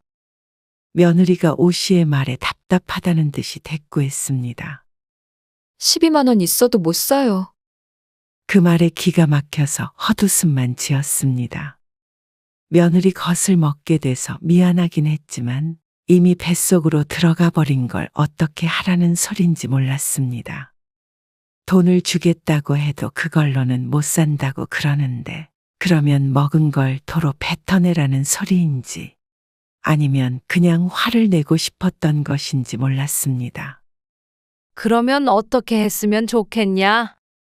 문자로 그 과자 이름 찍어서 보내줘라. 내가 어떻게든 구해줄 테니까. 오 씨의 입에서도 말이 곱게 나오지 않았습니다. 목구멍에서 열이 올라오는 것 같았습니다. 울컥하는 심정에 며느리에게 쏘아붙이고 싶었습니다. 어떻게 며칠 동안, 아니 몇 년 동안 고생해가면서 손주를 봐준 시어머니에게 고작 과자 좀 먹었다고 이런 푸대접을 할 수 있는지 기가 막혔습니다. 그거 어머님이 구하실 수 없는 거예요. 그래, 참 미안하다. 내가 서준이 아빠 통장으로 12만 원 보내마. 쿠키인지 뭔지 먹어서 너무 미안하다. 오 씨의 말에 며느리가 입을 다물었습니다. 자신이 너무 심했나 생각하는 듯 했습니다. 제 말은 그게 아니고요. 저도 속상해서 전화드린 거예요. 돈은 보내지 마세요. 아니다. 내가 24만 원 보내마. 우리나라에서는 사지도 못하는 거라며. 그러면 보상은 제대로 해야지. 그럼 이만 끊는다. 오 씨는 화나는 마음에 며느리의 대답은 듣지도 않고 전화를 끊어버렸습니다. 그리고 곧바로 아들 계좌로 24만 원을 보내버렸습니다. 며느리는 됐다고 했지만 자존심도 상하고 오기가 생겨서 그렇게 했습니다. 그리고 이걸 마지막으로 아들네와는 절대 교류하지 않겠다고 다짐했습니다. 또 하필이면 허리가 아파서 진료를 기다리고 있는 와중에 이런 전화를 받으니 가슴에 서천불이 났습니다. 아이들 보느라 허리를 제대로 펴본 적이 없었으니 말이죠. 집에 돌아와서도 한참을 씩씩대고 있으려니 남편이 무슨 일인지 물었고 자초지종을 설명하자 남편은 당장 아들네를 호출했습니다. 아들도 돈을 받고 당황했는지 오 씨에게 전화를 했었는데 오 씨가 받지 않았었죠. 며느리는 고개를 숙이고 있었고 얘기를 들은 아들은 골치가 아프다는 듯 이마를 짚었습니다. 뭐 이런 것들이 다 있냐? 오해하신 거예요. 서준이 엄마가 그거 어쩌다 한 번씩, 그것도 하나씩 꺼내 먹는 거거든요. 저도 못 먹어요. 그래. 그래서 과자 몇 개가 네 엄마보다 중요하다는 거야? 애 보다 보면 집에 있는 것 좀 먹을 수 있는 거 아니냐? 그리고 그렇게 아까운 거면 먹지 말라고 말이라도 해야지. 설마 드실 줄 모르고. 그걸 말이라고 해. 아니, 구질구질하게 과자 때문에 이럴 것 없고, 그 돈으로 다른 거 사 먹든지 어떻게든 구해보든지 해. 그리고 이제는 애들 맡기지 마라. 아, 엄마. 어머님, 내가 바보였지. 옛날부터 애 봐준 공은 없다고 했는데, 그 말 한 사람도 이 얘기 들으면 웃을 거다. 그게 아니고요. 아니고 바뀌고. 그동안 너희 사정 생각해서 애들 봐줬는데, 이게 다 무슨 소용인가 싶다. 그러자 며느리도 나름대로 억울한 듯 했습니다. 어머님 일 안 하시니까 용돈벌이도 하시라고. 저희도 그래서 어머님한테 부탁드린 거예요. 꼭 오씨를 생각해서 애들을 맡긴 것처럼 말하는 며느리가 어처구니가 없었습니다. 용돈? 너희가 주는 돈 다 애들 입으로 들어가는 거 몰라서 그래? 정말 내가 여태 헛짓을 했구나. 내가 여태 돈벌이 하려고 애들 봐준 거야. 엄마. 서준이 엄마 말은 그게 아니고요. 허리 무너져도 너희 도와주고 내 손주 봐주는 일이라 한 건데. 적어도 고마운 마음은 있어야 하는 거 아니냐? 감사하죠, 당연히. 근데 엄마가 안 봐주시면 어떻게 해요? 네, 어머님. 그 쿠키도 제가 돈이 아까워서 그런 게 아니에요. 그렇다고 어머님 손준데 그걸로 이러시면 저희도 정말 섭섭해요. 고생은 고생대로 하고 대가는 참박했습니다. 돈을 바란 것도 아니었고 대단한 대접을 바란 것도 아니었습니다. 그런데 이렇게 자기밖에 모르는 것들인지 몰랐습니다. 황당해서 웃음이 나올 지경이었습니다. 어디에다가 말하면 거짓말이라고 할 것 같았습니다. 아무리 비싸도 과자 좀 먹었다고 득달같이 전화해서 따지는 며느리를 보자 아들도 손주들도 꼴보기 싫었습니다. 다 똑같았습니다. 결국엔 부모 등골 빼먹고 나중에는 나 몰라라 자기들밖에 안 챙길 것들이었습니다.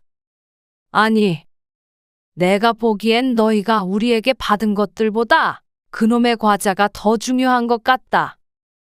받은 거요? 자신들이 뭘 받았냐는 듯한 표정이었습니다. 너희 집은 내가 내일 부동산에 내놓을 거야.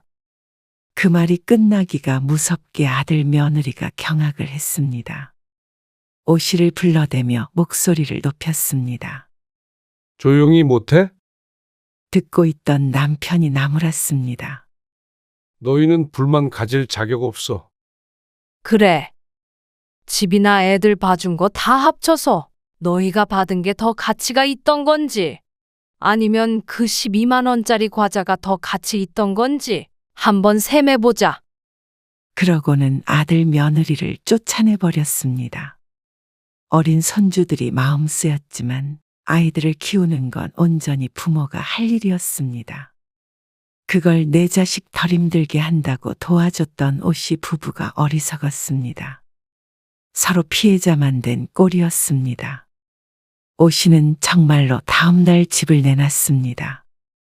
그리고 3개월 만에 아파트가 팔렸는데 그 사이에 아들 며느리가 찾아와서 읍소했습니다. 제발 마음을 돌려달라면서 애를 안 봐줘도 되니 집은 그대로 두라고 했습니다. 이제서야 자신들이 뭘 잊고 있었는지 깨달았다고 했습니다. 하지만 아들 며느리가 잊었던 것은 진명에 같은 것이 아니었습니다. 부모에 대한 공경을 잊었고 지금도 전혀 깨달은 것 같지 않았습니다. 자신 것이라고 생각했던 걸 잃게 되는 두려움 때문에 용서를 구하는 것처럼 보였습니다. 그게 아니라고 하더라도 오씨는 되돌릴 마음이 없었습니다. 자식이 하는 말에 휘둘리고 상처받는 건 지금까지로도 충분했습니다. 앞으로는 차라리 손주도 안 보고 지내는 게 나았습니다.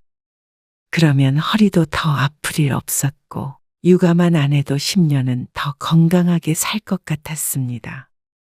물론 자식이 속썩이지 않으니 정신도 더 건강할 테고 말이죠. 그렇게 오씨 부부는 아들 며느리와의 교류를 끊어버렸습니다. 집은 팔았고 아들네는 이사를 나갔습니다. 그 뒤로도 마음을 돌릴까 싶어 아들이 연락을 해왔지만 오씨는 받지 않았습니다.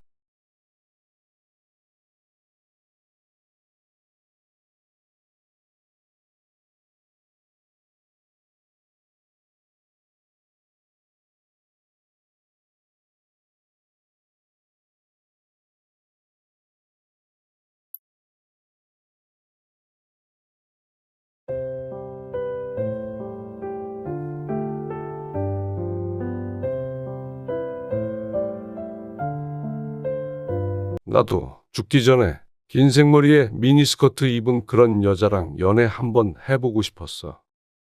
뭐? 근데 여보, 나 정신 차렸어. 나도 내가 미친 것 같아. 정리할 거야. 시간만 조금 줘. 나도 그냥 잠깐 숨 쉴 구멍이 필요했던 것 같아. 숨 쉴 구멍? 그러는 나는 당신을 숨도 못 쉬게 했어? 그게 아니라 당신도 알잖아. 나 평생 우리 가족밖에 없었다. 일밖에 안 하고 가정에 충실히 살았어. 당신만 그렇게 살았어. 나도 똑같았어. 결혼했으면 당연한 거 아니야? 그걸 약속한 게 결혼이라는 거잖아. 미안해. 그 여자 만나고 설레었던 건 사실이야. 나를 남자처럼 대해주니까 사랑하는 마음이 들었어. 그런데 그렇다고 해서 내가 가족을 버릴 수 있을 리가 없잖아. 당신들 참 추잡스럽다. 오늘 이야기 속 주인공은 55세 남인숙 씨입니다.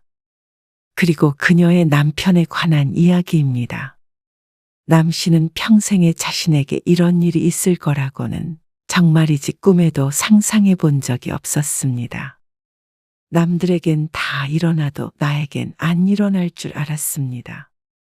나이 50 넘어서 남 씨를 배신한 남편. 그리고 그걸 추궁하는 남 씨에게 내뱉은 남편의 말에 웃음이 터져나오고 말았습니다. 웃음이 나올 상황이 아니었지만 참을 수가 없었습니다. 죽기 전에 긴 생머리에 미니스커트 입은 젊은 여자와 연애 한번 해보고 싶었다는 남편의 말이 왜 그렇게 웃겼는지 몰랐습니다. 물론 육회에서 그랬을 리 없었고 하도 어처구니가 없어서 남 씨도 모르게 툭 터져나온 실소였습니다. 그런 로망 하나쯤 가슴에 품고 살지 않는 사람이 있을까요? 다만 로망은 로망일 뿐 그걸 실현하고자 하는 사람이 나쁜 놈이었죠. 이 남자를 어떻게 해야 할까? 눈 감아줘야 할까? 때려 죽여야 할까? 머릿속에 수많은 상념들이 지나갔습니다. 그동안에 울고 웃었던 추억들이 한순간에 쓰레기가 돼버린 것 같았습니다. 남 씨는 20대 중반에 남편과 결혼을 했습니다. 그리고 얼마 안 가 딸 둘을 낳았습니다. 그때부터 남 씨의 인생엔 가족밖에 없었습니다. 다른데 눈 돌릴 시간도 없었고 그래야 할 이유도 없었습니다. 그리고 그건 남편도 마찬가지였습니다. 그래서 크게 싸울 일 없이 그렇게 살았습니다. 가족 간 사이는 좋았고 10년, 20년 지날수록 불같았던 사랑은 그 온도를 낮췄지만 그보다 더한 끈끈한 무언가가 생겼다고 생각했습니다. 앞으로 평생 함께 살아갈 동반자로서 말이죠. 이번에 정환의 얘기 들었어? 무슨 얘기? 너 몰라. 난리도 아니었잖아. 왜? 남편 바람 나가지고. 그 여자랑 동네에서 머리채 잡고 싸우고. 뭐 정말? 동네 친구의 말에 남 씨가 깜짝 놀라 대꾸했습니다. 같은 모임인 친구가 있는데 험한 일을 당한 모양이었습니다. 그래서? 그래서긴 뭐 그래서야. 그러고 끝이지.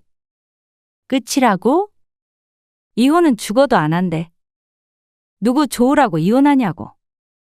끝까지 붙어서 남편이 벌어다주는 돈으로 살겠다더라. 정화 걔도 대단해. 그러네. 그래도 너는 그럴 일 없잖아. 남 씨는 친구의 말에 말없이 고개를 주걱거렸습니다. 남 씨의 남편은 그런 것과는 거리가 먼 사람이었습니다. 외향적인 사람이 아니라서 밖에서 누굴 잘 만나지도 않았고 온화하고 성실한 사람이라 그런 쪽과는 담을 쌓고 살았습니다. 잠깐만 남편 전화. 여보세요? 여보. 어디야? 집에 없네. 나 오늘 약속 있다고 아침에 말했잖아. 아, 그랬나? 누구 만난다고 했지? 여자들이지? 아이 여자 미선이 맞나? 이제 들어갈 거야? 저녁 집에서 먹을 거니까 잠깐 기다려. 그래. 알았어. 전화를 끊자 음흉한 미소를 짓고 있던 친구가 남 씨의 옆구리를 찔렀습니다. 뭐야, 여잔지는 왜 물어봐? 나이 50이 넘었는데 유별나다, 얘. 그냥 묻는 거야. 남편이 질투를 해서 물었다고는 생각하지 않았습니다. 남 씨와 남편은 그런 믿음이 있다고 생각했습니다. 세상 사람들 다 바람을 펴도 내 남편, 내 아내는 그러지 않을 거라는 근거 없는 믿음 말이죠. 성실하고 늘 바쁘고 가족을 위해 헌신하는 남편. 그런 남편이 가정의 파탄을 불러올 것이라고는 남 씨도 몰랐고 그 누구도 몰랐습니다. 이듬해 남 씨의 인생에는 큰 변화가 찾아오게 되었습니다. 결코 남 씨가 원한 적 없던 것이었죠. 이번에 바다 같은 데라도 놀러 갈까? 갑자기 웬 바다? 그냥 요즘 좀 울적하고 그러네. 당신도 그렇다며? 우리 갱년기 아닐까? 갱년기는 여자만 걸리는 거 아니야? 그래? 그럼 나는 갱년기 맞나 봐. 일만 하다 늙어 죽는 것 같아서 생각이 많아지기도 하고. 그래? 그럼 혼자 어디 좀 다녀오던가 해. 나 혼자? 생각 많을 땐 혼자 가는 게 좋지. 평소 같았으면 얼른 같이 가자고 했을 남편인데 혼자 다녀오란 소리를 하자 남 씨는 조금 의아했습니다. 하지만 남편은 대수롭지 않게 말을 덧붙였습니다. 당신 혼자 어디 가본 적 없잖아. 주말에 한번 가봐. 그래? 응, 그럴까? 어차피 나도 요즘 바쁘니까 당신은 금요일에 하루 쉬고 아예 한 이틀 갔다가 와. 남편의 적극적인 말에 남 씨도 혹하는 기분이 들었습니다. 살면서 한 번도 혼자 여행을 해본 적이 없는데 남편 말대로 생각도 정리하고 조용히 시간을 보내면 좋을 것 같았죠. 남 씨는 고개를 끄덕였습니다. 생각해보겠다고 하고 일주일 정도가 지났는데 남편이 재차 물었습니다. 안 갈 거야? 갈 거야. 이번 주에? 아마도. 금요일에 일 쉬고. 그래. 뭐 예약해야 하는 거 아니야? 남편은 여행 계획표라도 대신 짜줄 듯 굴었습니다. 하지만 달리 가고 싶은 곳도 없었던 남 씨는 그런 남편의 제안에 고개를 저었습니다. 그냥 금요일에 쉬고 시골 좀 내려갔다 오려고. 어디? 장모님 뵈러? 응, 엄마 요즘 허리도 안 좋다고 그러고. 못 간 지 1년 넘었잖아. 그래. 뭐 그것도 나쁘지 않지. 장모님 용돈도 좀 챙겨드려.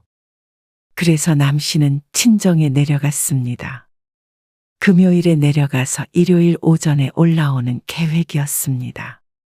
늘 남편과 함께 갔기 때문에 혼자 갈 일은 없었습니다. 모처럼 친정에 가니 편하고 좋았죠.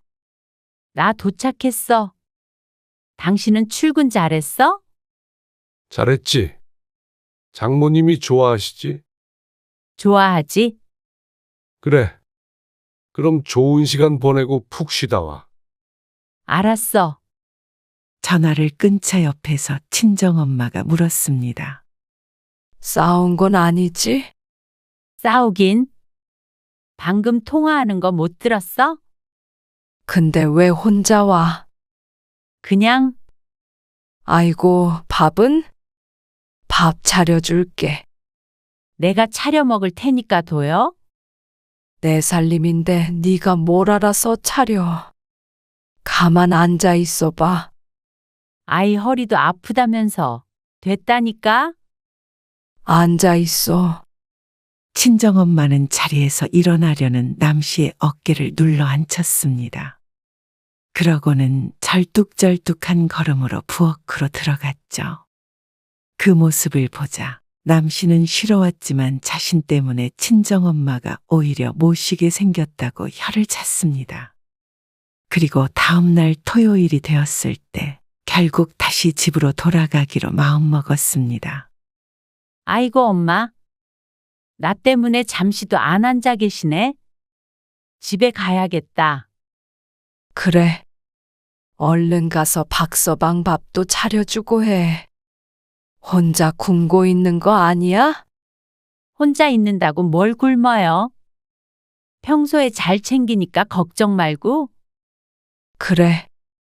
항시 박서방 잘 챙기고, 싸우지들 말고, 애들도 잘 키우고, 알았어요. 이 나이에 싸우긴 뭘 싸워. 애들도 다 커서 따로 사는데 내가 키울 게 뭐가 있다고. 엄마 건강이나 챙기세요. 남 씨는 올라가서 주말 동안엔 남편과 함께 있어야겠다고 생각했습니다. 올라가면서 전화를 걸었지만 남편은 받지 않았습니다. 그런데 2시간 운전을 해서 올라가서 주차를 하고 공동 현관을 열자 그곳에 남편이 서 있었습니다. 어? 당신 여기서 뭐 해? 토요일 오후였습니다. 그런데 남편은 양복을 입고는 엘리베이터를 기다리며 서 있었죠. 남편은 남 씨를 보고는 눈을 크게 떴습니다. 그러는 당신이야말로 왜 벌써 와? 내일 오는 거 아니었어? 아, 그랬는데. 그냥 왔어. 할 것도 없고 엄마 힘들게 하는 것 같아서. 연락도 없이. 전화했는데 안 받던데. 그제서야 남편이 아차 싶은 표정으로 가방 안에서 휴대폰을 꺼내며 말했습니다. 전화했었구나. 몰랐네. 그나저나. 당신 오늘 회사 갔다 왔어? 일이 생겨서. 오늘 아침에는 그런 소리 없었잖아. 아, 그게 갑자기 생겨서 급하게 갔다 오느라고. 무슨 주말에도 일을 시켜. 남 씨가 혀를 찾아 남편이 희미하게 미소 지었습니다. 남 씨는 남편과 함께 귀가했습니다. 남편은 남 씨에게 기분은 좀 나아졌냐고 물었고 남 씨는 고개를 끄덕였습니다.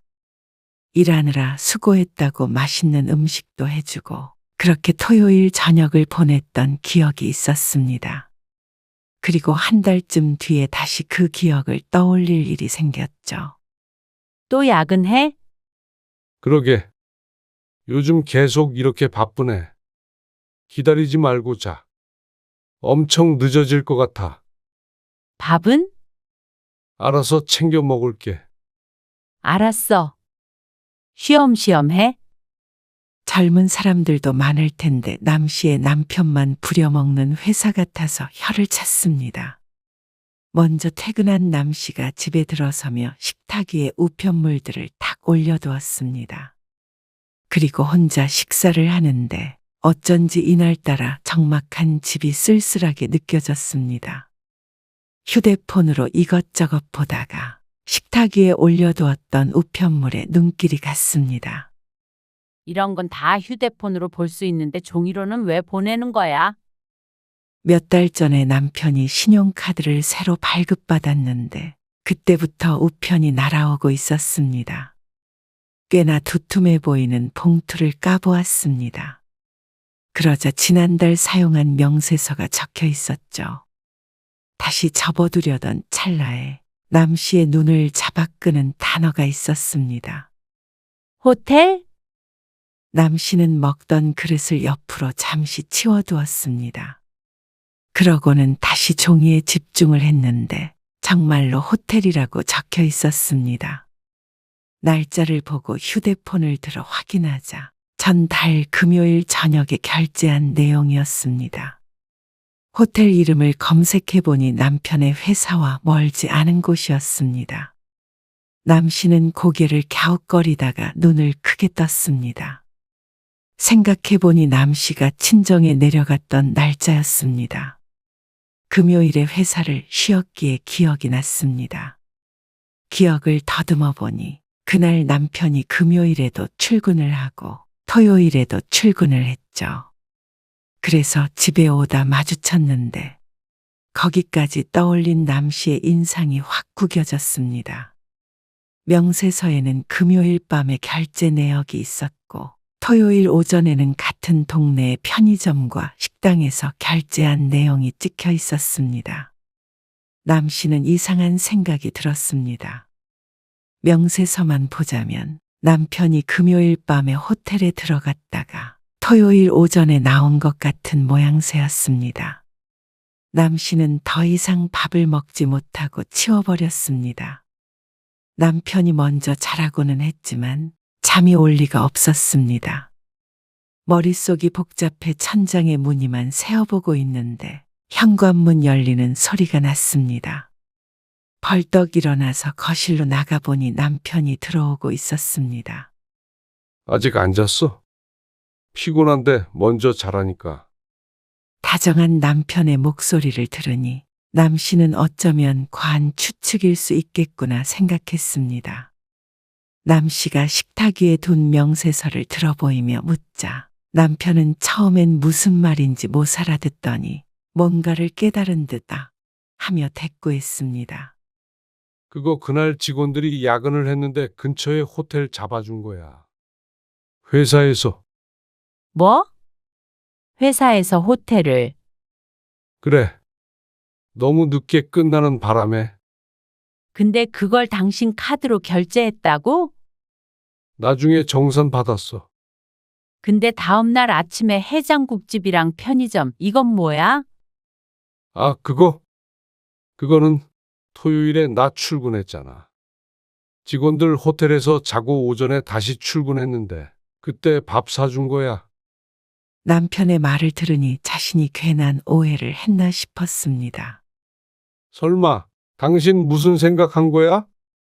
남편이 눈썹을 모으며 물었습니다. 아, 그날 당신이 아무 말 안 했잖아. 그래서 난 또 뭐 내가 바람이라도 폈을까 봐. 헛웃음을 지으며 말하는 남편의 표정을 보니 당황스러웠습니다. 민망한 마음에 어색한 미소를 짓자 남편이 말했습니다. 당신은 거의 30년 동안 나랑 살면서 나를 그렇게 몰라? 안 그래도 속으로 그 생각 중이었습니다. 그럴 사람이 아닌데 괜한 생각에 남편에게 헛소리를 했다고 자책했죠. 생각해보니 열이 받았는지 남편의 표정이 무섭게 굳었습니다. 당신 요즘 우울하다더니 아무리 그래도 그런 생각까지 해? 남편의 말을 들으니 자신이 의부증에라도 걸린 것 같았습니다. 그래서 며칠 동안이나 사과를 해야 했습니다. 그런데 그런 일이 있고 한 달 정도가 지났을 때 우연히 남편 회사 근처를 지나다가 커피숍에 마주 앉아있는 남편과 어떤 젊은 여자를 보게 되었습니다. 처음에는 숨을 들이켰습니다. 호텔 사건 이후로 종종 떠올리곤 했습니다. 과연 그게 오해였을까? 그러니까 그 장면을 보고서 놀란 것도 당연한 일이었습니다. 하지만 이내 고개를 저었습니다. 서로 웃으면서 대화를 나누고 있었지만 바람이라기엔 여자가 너무 젊었습니다. 많이 봐줘야 40대 초중반 정도로 보였으니 남편과는 10살도 넘게 차이가 나 보였습니다. 그리고 대낮에 회사 근처에서 바람을 피고 있을 리 없으니 말도 안 되는 상상이었습니다. 부하 직원이거나 거래처 사람이거나 일과 관련된 사람일 거라 생각하고 지나쳤습니다. 그런데 한번 그렇게 생각해서인지 남편이 종종 이상할 때가 있었습니다. 워낙 집에 있는 걸 좋아하는 사람이었는데 이제는 주말에도 집에 잘 있지 않았습니다. 퇴근은 늘 늦었고 말이죠. 남 씨가 물으면 회사가 바쁘다고 했습니다. 그렇다고 집에 소홀한 것은 아니었습니다. 집안 행사가 있으면 잘 챙겼고 남 씨와 분담한 집안일도 바쁜 와중에 해내는 것을 보고는 남 씨가 뜯어 말려야 할 정도였습니다. 그러니 이상하다는 것도 그저 생각에만 그쳤죠. 그러던 어느 날이었습니다. 나도 아무래도 갱년기인가 봐. 저녁밥을 먹다가 남편이 툭 내뱉었습니다. 그러더니 한숨을 푹 쉬며 말했습니다. 여행이라도 다녀올까 싶어. 그래? 그럼 주말에 어디 갔다 올까? 그러자 남편이 고개를 가로저었습니다. 그러더니 혼자서만 가겠다고 했습니다. 지난번에 남씨가 했던 것처럼 말이죠. 결국 일찍 돌아오긴 했지만 그래도 마음을 추스르는데 나쁘지 않았습니다. 요즘 남편이 하도 바빠서 같이 시간을 못 보내기에 웬만하면 같이 갔으면 했지만 남편도 혼자만의 시간이 필요한 것 같아 보여서 그러라고 했습니다. 그런데 다음날 제주도 비행기표를 끊을 것을 보고는 깜짝 놀랐죠. 그것도 4박 5일. 휴가까지 내가면서 여행을 다녀오겠다는 남편. 당황스러운 마음이 컸지만 그래도 갱년기가 얼마나 무서운 건지 알고 있었습니다. 이렇게 훌쩍 떠나본 적 없는 남편이기에 이번 기회에 혼자서 자유롭게 지내보는 것도 나쁘지 않겠다 싶었습니다. 여보, 전화가 왜 이렇게 안 돼? 아, 배터리가 없어서. 휴대폰 계속 켜져는 있던데. 아니, 충전 중이었어. 잘 있어? 오늘 뭐 했어? 난 지금 퇴근해서 밥 먹으려고 하는데. 그냥 여기저기 돌아다녔지.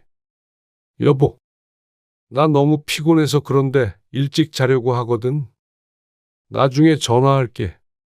급하게 끊어진 전화에 어리둥절한 표정으로 휴대폰을 내려보았지만 시간은 오후 8시도 채 되지 않았습니다. 그리고 그 다음 날도 남편과는 제대로 연락이 되지 않았습니다. 그래서 혼자 사색할 시간이 필요하다더니 정말 그런가 싶었습니다. 그런데 4박 5일 여행을 마치고 돌아온 남편은 그 전보다도 이상해져 있었습니다. 어딘가 나사가 빠진 것 같아 보이기도 했습니다. 무슨 술을 이렇게 마셨어? 아, 회식 갔다가 회식. 같은 말만 반복하는 남편이 휘청거리며 들어왔습니다. 자정이 넘은 시간이었습니다. 회식을 해도 이 정도로 늦게 들어온 적이 많이 없었는데 요즘 들어 너무 잦았습니다. 남편은 씻지도 않고 넥타이만 푼 상태로 침대에 엎어져서 잠들어 버렸습니다. 남씨가 낑낑대며 양복을 벗겨내야 했습니다.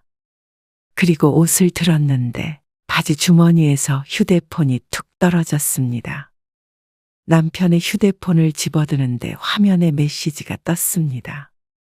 무음으로 해두었는지 소리는 들리지 않았습니다. 그런데 제주도가 어쩌고 저쩌고 써있는 글에 눈길이 갔습니다. 다음 메시지에는 그렇지 라고 세 글자가 왔는데 그 바람에 그 전에 보였던 메시지가 사라져버렸습니다. 뭔가에 홀린 듯 휴대폰을 열어보려고 하는데 비밀번호를 칠하는 화면이 떴습니다. 평소에 자주 쓰는 번호를 눌렀지만 비밀번호가 틀렸다는 안내만 떴죠.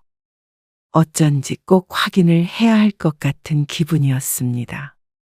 한 번도 남편의 휴대폰을 이런 식으로 몰래 열어본 적이 없었습니다.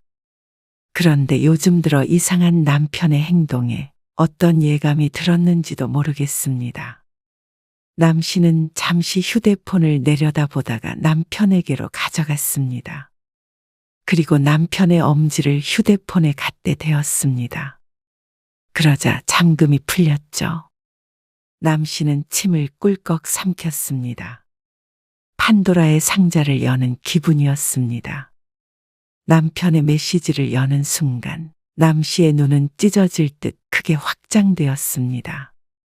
제주도 여행 또 가고 싶다는 누군가의 메시지.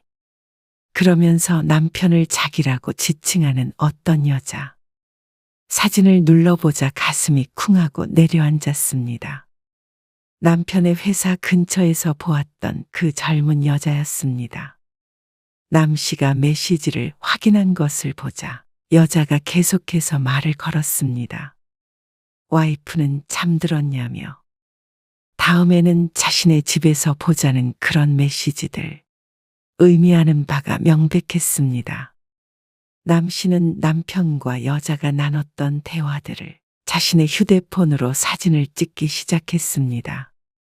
위로 올라가면 올라갈수록 수위가 높아지는 대화에 나중엔 손이 벌벌 떨릴 지경이었습니다. 그리고 지난번에 호텔에 같이 갔던 것도 이 여자라는 걸 대화를 보니 알 수 있었습니다. 눈물이 나서 휴대폰 화면으로 떨어졌습니다. 남 씨는 더 이상 사진을 찍지 않고 한참을 침대에 엎드려 있었습니다. 휴대폰 2개를 부여잡고 말이죠.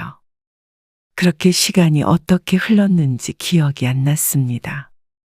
엎드려 있다가 일어나서 거실을 서성거리다 소파에 누워 있다. 그렇게 나를 꼴딱 세웠습니다. 단 1분도 잠들지 못했죠. 여보, 뭐야? 나 어떻게 들어왔어? 남편이 까치집을 한 머리를 긁으며 거실로 나왔습니다.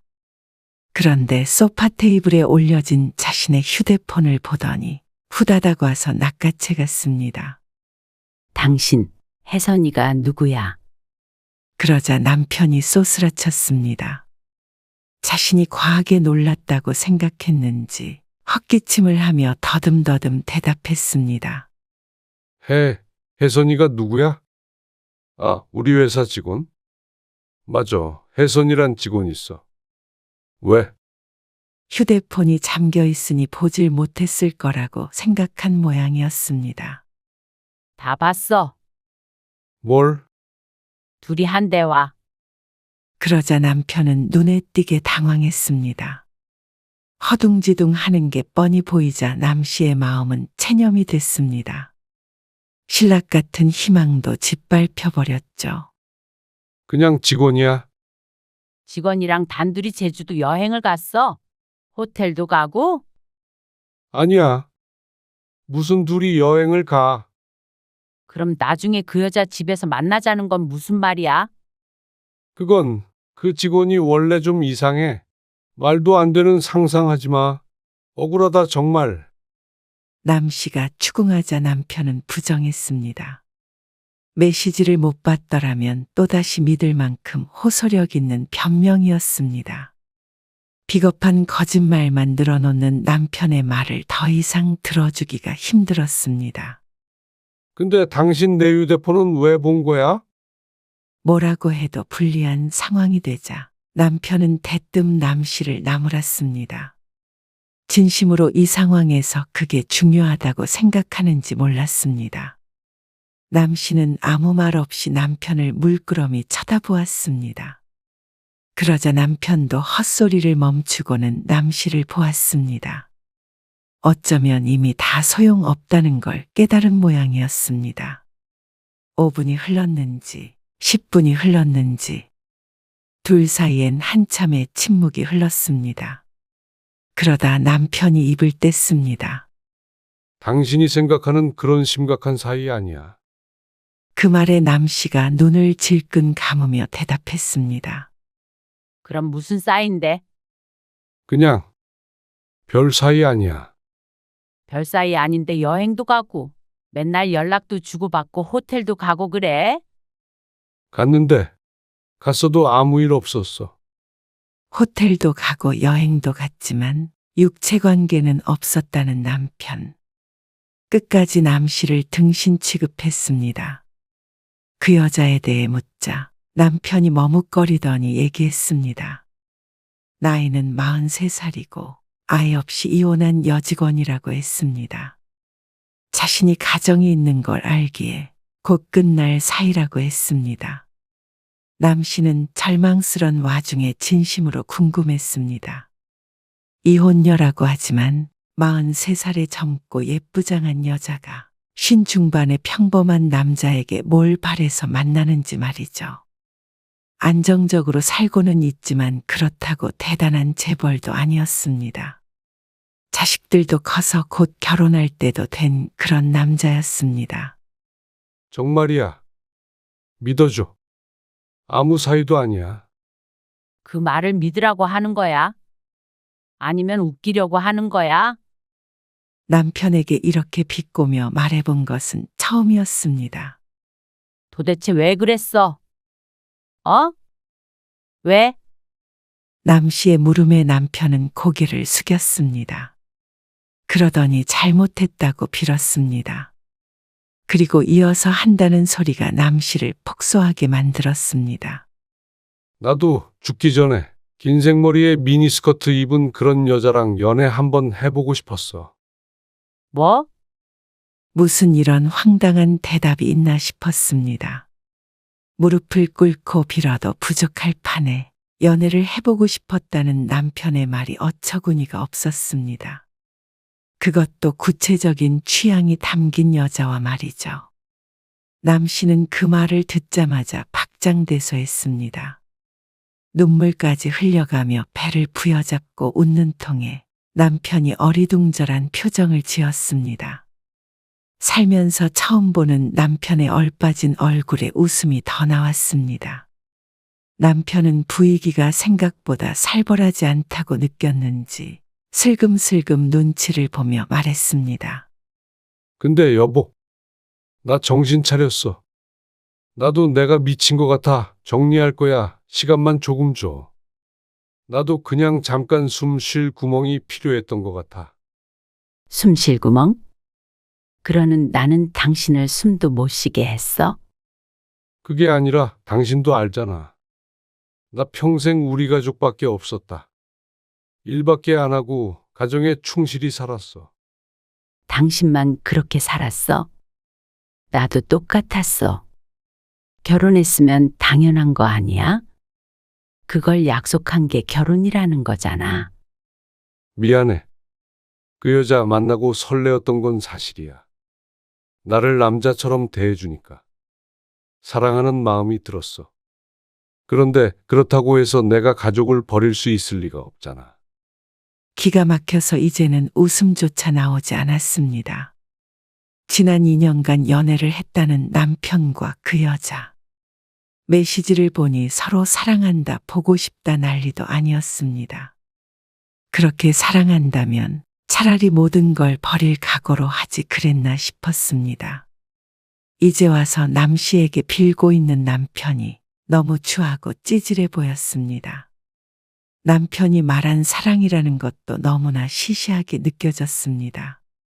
결국 이럴 거였으면서 뭘 그렇게 세기의 사랑처럼 숨어서 애틋하게 만나왔나 싶었죠. 사랑이란 말로 포장했지만 결국 성욕이 아닌가 싶었습니다. 당신들 참 추잡스럽다. 아무리 멀끔하게 하고 다녀도 중년에 배 나온 아저씨일 뿐이었습니다. 이해는 갔습니다. 결혼 생활 30년이면 설렘이 있을 리가 없었습니다. 그러던 찰나에 젊고 매력적인 여자를 만났으니 눈이 돌아갔겠죠. 남 씨도 젊었을 적엔 결혼하고 나서도 남자들의 구애를 받은 적이 몇 번 있었습니다. 그런데 외도를 하고 안 하고는 책임감과 도덕심이 있느냐 없느냐의 차이였습니다. 유혹을 견딘다면 스쳐가는 봄바람을 잠시 맞은 것이지만 거기에 덥석 뛰어든 남편은 저열하고 더러운 짐승일 뿐이었습니다.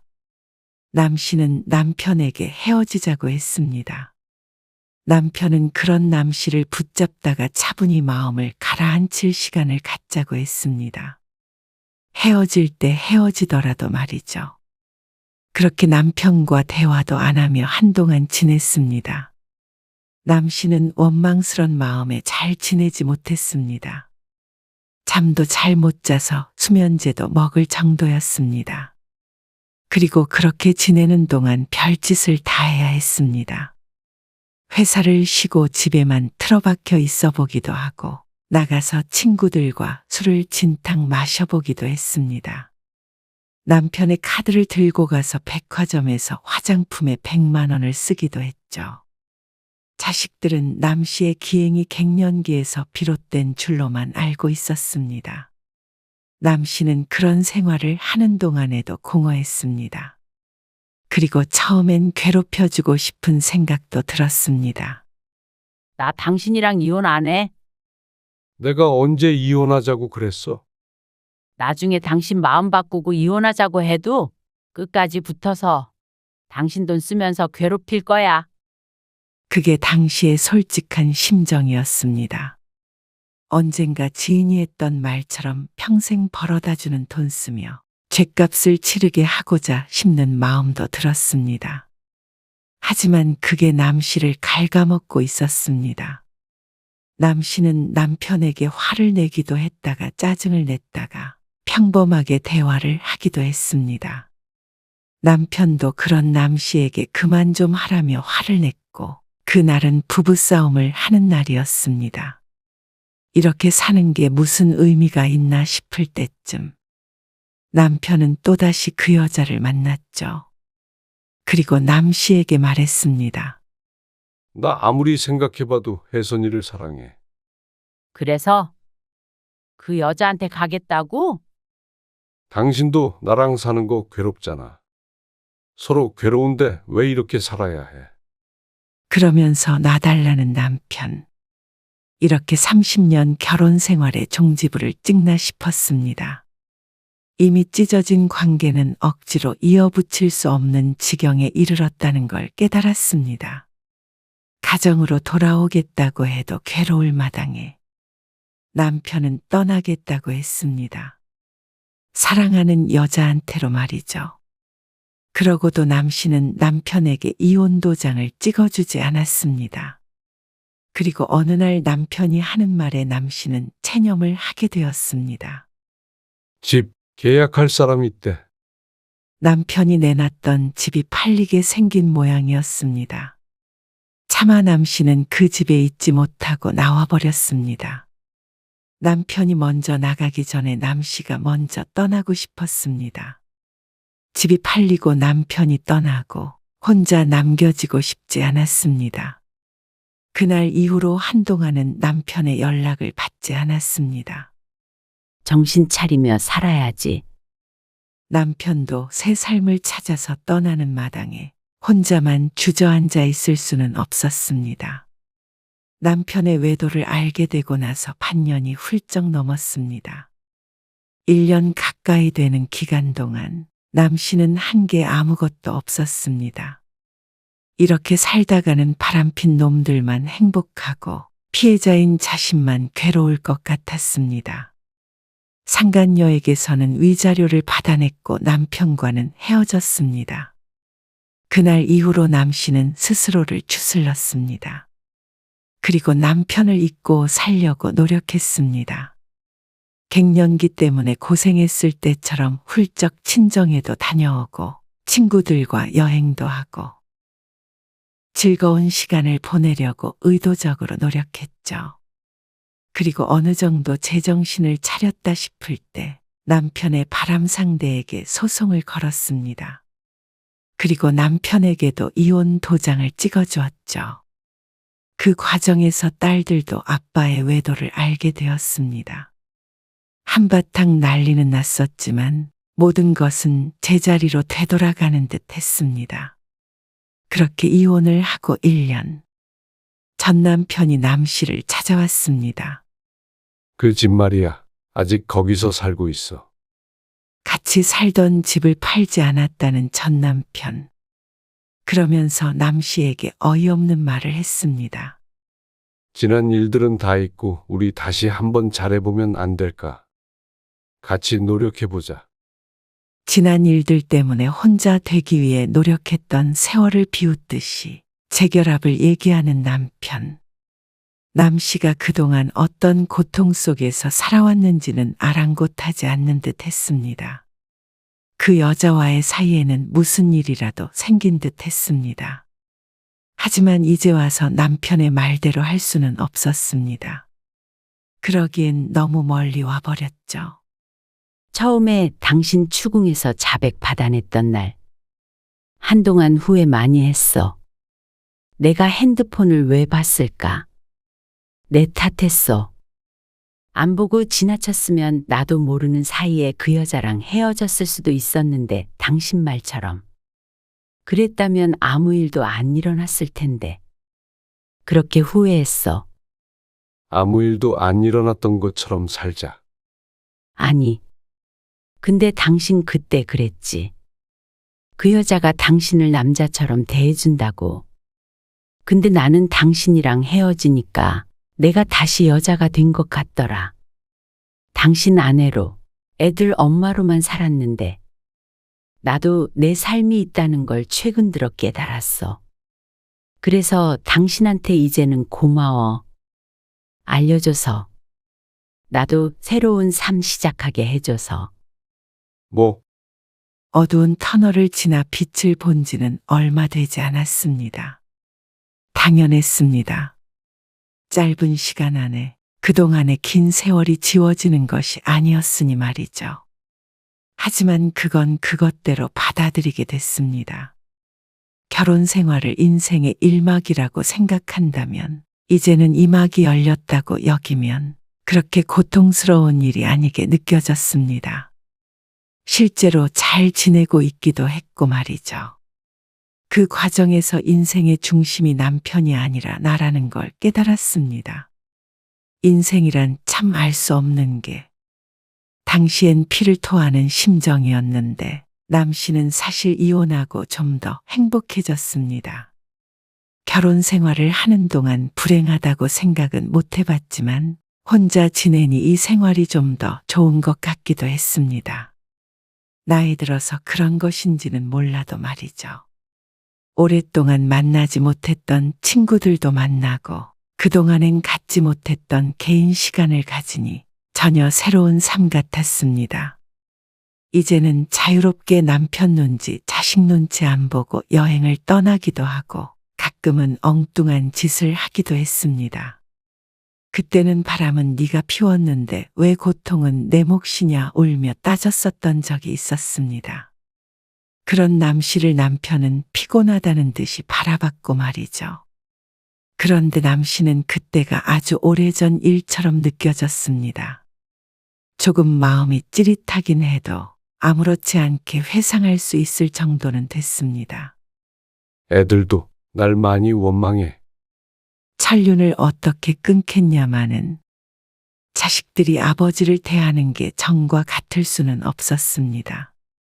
그렇게 따지면 남편은 모든 걸 잃은 셈이었습니다. 그 여자마저 떠났다면 남은 건 아무것도 없었죠. 나는 합칠 마음 없고 다시는 당신 얼굴 안 봤으면 해. 그러니까 돌아가. 혼자서 어떻게 살아갈지 이제는 그것조차 궁금하지도 않았습니다. 남편도 언젠가는 남 씨처럼 어두운 터널을 지나 스스로 살아가길 바랐습니다. 그리고 이제는 서로의 인생에서 빠질 뿐이었죠.